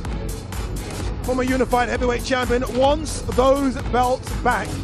Obviously, look, it starts against Otto Wallin on Saturday. It could begin or continue with Deontay Wilder in March.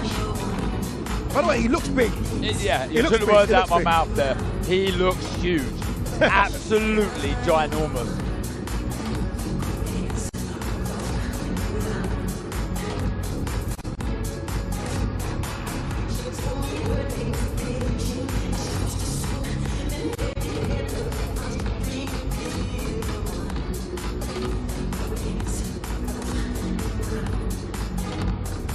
Okay, so here we have some local kids. And this is what it's about, isn't it? I mean, this is what the idea of bringing boxing to Saudi Arabia is, to almost, you know, gather the interest of the local kids. And these are some local kids from a local boxing club, and they're going to be, I've even never had this treat. They're going to be in the ring and doing a bit of lesson with AJ. I mean, look, it shows you how serious they are about developing boxing here, not just putting on mammoth shows, but developing young talent that potentially one day in the future you could see a Saudi on one of these cards. That being said, there'll be some people at home that want to see AJ hit the pads. Yeah. It's true though, isn't it? Yeah. So hopefully AJ does hit the pads as well.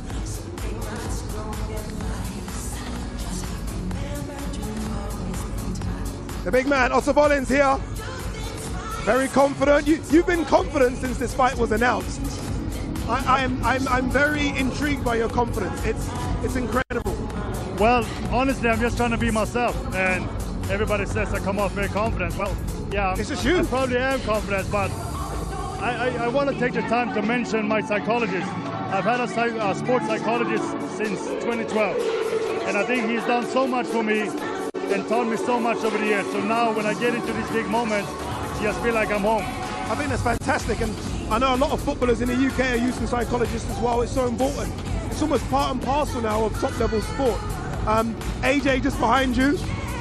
I don't know if we're going to get a workout or not. Is it exciting? Is it nerves? What is it? What's the feeling now? The feeling is excitement. Of course, I'm nervous too, but I'm very excited. Like I said, I worked so hard to be here. Now it's finally time to enjoy the moment. All the hard work is done, now it's just the fun part.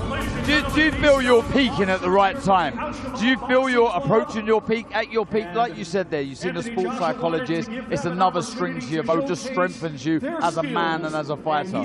Yeah, it really does, it really does. I think maybe I'm a late bloomer, but I'm here now, you know, I'm 33, and I feel like I'm getting better all the time. I picked up experience along the way, and I think a valid point also, since I moved to New York in 2017, I've been getting great sparring and great training, and that has really helped a lot too.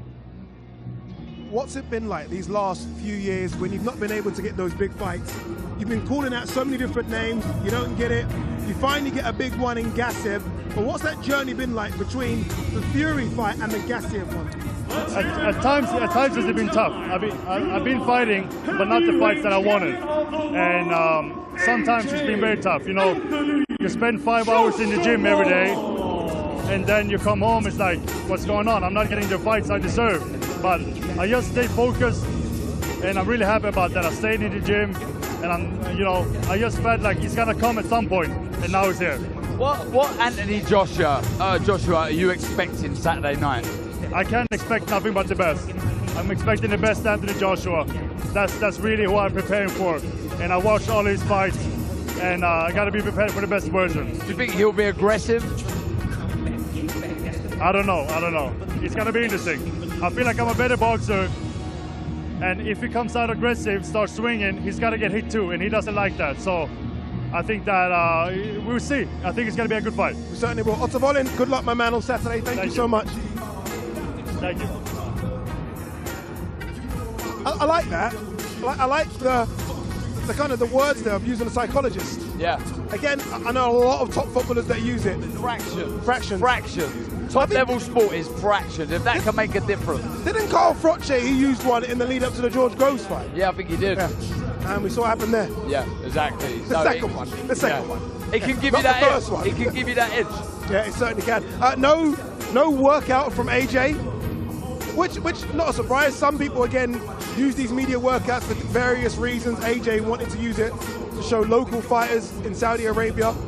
He is going to make his way to us, I believe. We hope. I think AJ will. Just posing for a few photos with fans, videos. Will we get more out of the big man? I mean, they've roped me in, so that's the hope, isn't it? I mean, if Ade can't get a couple of words, then I don't know who can. But no, look, we'll see. I mean, look, obviously, he has turned into fighter mode. I can clearly see that. But let's hope. Let's hope we'll see and hear from the big man in a few seconds. He's making his way. Old friends. You almost forget how big he is in the sport.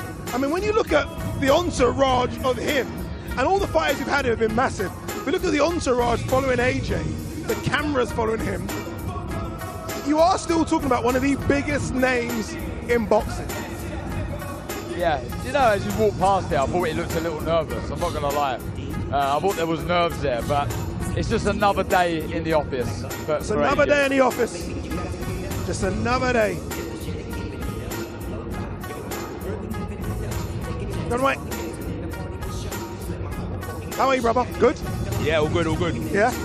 And I knew, you know, in my head I was thinking, he ain't gonna do a media workout. He's already done his workout. Yeah. What was that? What was that there with the kids? So, I've been there a few times now, and I understand the vision. So promoting boxing to the next generation, obviously health, want to stop obesity and stuff. So, and it's just giving them a chance, an opportunity. I think for them that would mean the world. I'm telling you now. You know what I mean? One of those guys was smacking the pads like he knew he was auditioning. Yeah, they're the next generation. They're the next generation. I didn't really want to work out today, with all due respect, so this was the next best thing. Have you worked out already? Yeah. I just come from the gym now. Yeah? Got Ben Davison here. Been helping, working with me. How are we? How's that been? With Ben? Yeah. It's not really my, not really for me to say. Have you been bouncing off You know each what's other? interesting, actually, yeah? What I say, there's always been a stigma around my training efforts, my professionalism. Am I someone who works hard? Carl Froch has had a lot to say about my approach to training, but I've worked with a lot of trainers. Ben's someone I've worked with. He's welcomed me in his gym, and I've taken it with a professional approach, but he could tell you what my attitude's been like. Get the mic to Ben. No Ben, pressure, I'll walk Ben, off. No. Ben, does he turn up late for training? Does he put in the full? What's it been like training AJ? No, I would say AJ and Lee Wood are the two most professional fighters that I've worked with. This is just the honest truth. Every session is 1 hour early to make sure that he's prepared and ready to go for the time training starts. There's been a couple of discussions about trying to get him to stop the session when I ask him to stop. He's a 1%er, and that excites me because that tells me there's a lot left in the Anthony Joshua story, and he's an extremely hard worker, and if anything, he's someone that you sometimes have to try and rein in a little bit, which is tough. He's a big fella, but no, he's very coachable, and I'm really excited for Saturday, very excited. Has it been a bit like, there's obviously Lee Wood, there's other great trainers in the camp as well. Has it been a bit like old school Team GB? Yeah, some of the GB like members are there. Yeah. Pat McCormack, Luke McCormack, they're there anyway. Shabazz. I think Lee Wood might have even been on the squad with Lee for a Wood, little bit probably. in 2010. So it's the same, yeah. Talented fighters. Yeah, it's good. All right, let's get to Otto Wallin. Excited? What's it like? Excited now? Ready for it? Yeah, so I've done a lot of boxing throughout the preparation. Even when I was in there, it's just a lot of visualization as well. Feeling that, like, that's like a ring walk, getting in there, feeling the energy of being in the ring. It's hard to explain unless you put yourself in that situation, but I just went through my mental prep, really. I'm ready. Do you think, I mean, what's your thoughts on fighting southpaws? Because you had that... No problem, bro, no problem. Do you like to fight southpaws? Because some will say against Usyk, who's like, look, a generational talent, but then against Charles Martin, it was a textbook right hand that finished the show. Yeah, Usyk just had a better training camp than me, a better approach than I did on the night. Who knows if we'll ever fight again? Who knows? But I'm fighting another southpaw. I know it's not Usyk, but I would have learned from my last outings. Yeah. Every training camp's good. That's why you guys know the activity for a fight is important. Not just to get in there and say, I'm being active, but because you learn so much from every training camp. of what you went through last time and how you can get better. So training camps from the past, we're talking about a year and a half or so on from my last Usyk outing, and I can definitely say I've improved from there. Where's, I said a question as you walked there across here.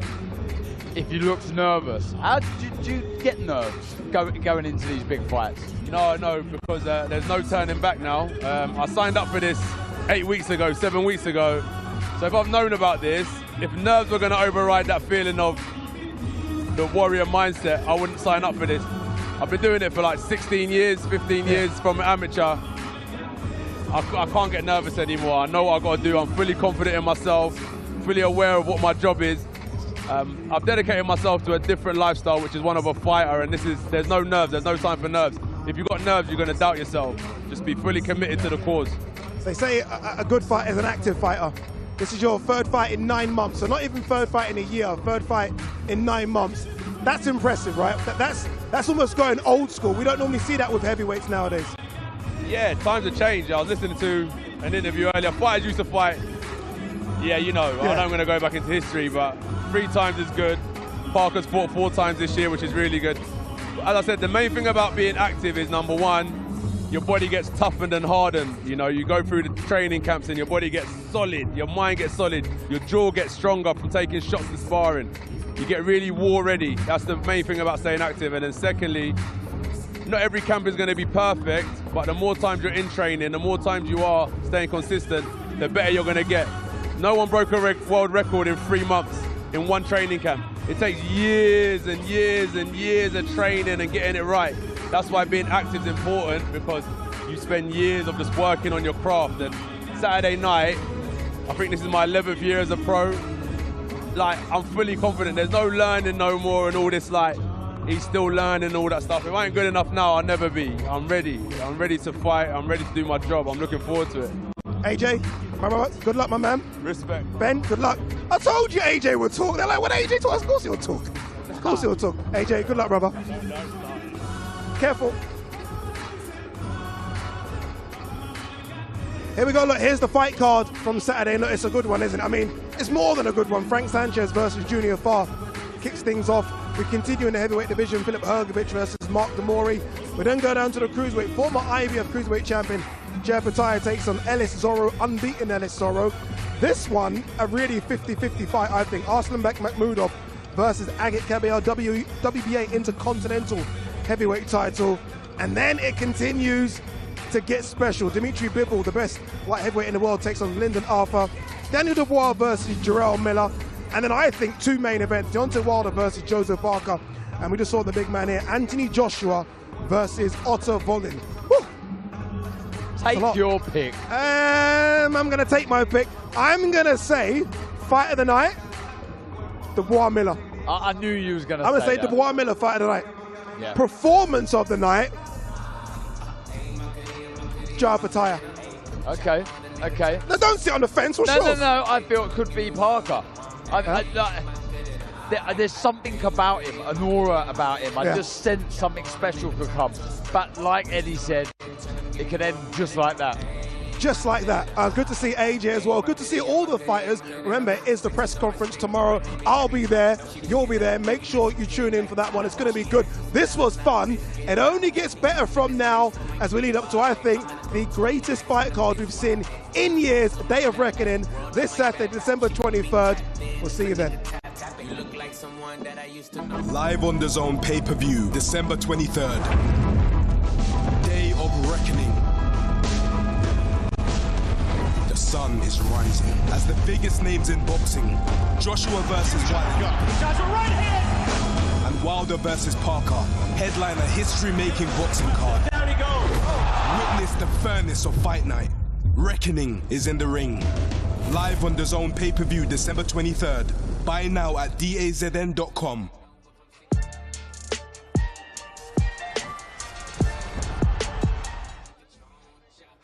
Boxing on DAZN, sponsored by William Hill.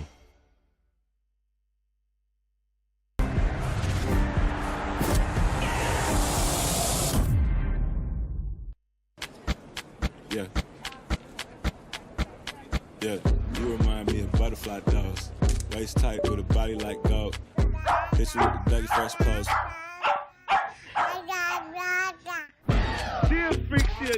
listen. She gon' pop it on camera. Throw it back if you nasty. Oh! Go ahead, break it down real low. Go ahead, break it down real low. Google Pixel 8. Red light, green light, go. The long nights, the drills, everything that goes into our training, it all prepares you for battle. I just never thought about the other battles going on out there. Very strong When they realise that Temperature soaring into the high 1 million children starving in the region. Seeing these kinds of things, it changes you. To know that we've helped and made a difference, that's what I'm most proud of.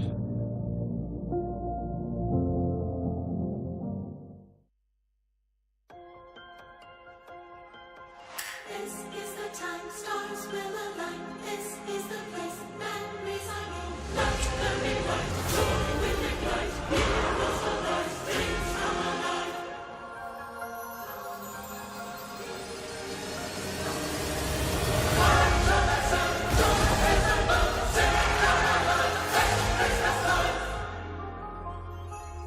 Streaming this season on Disney+. Boxing on DAZN, sponsored by Wallin.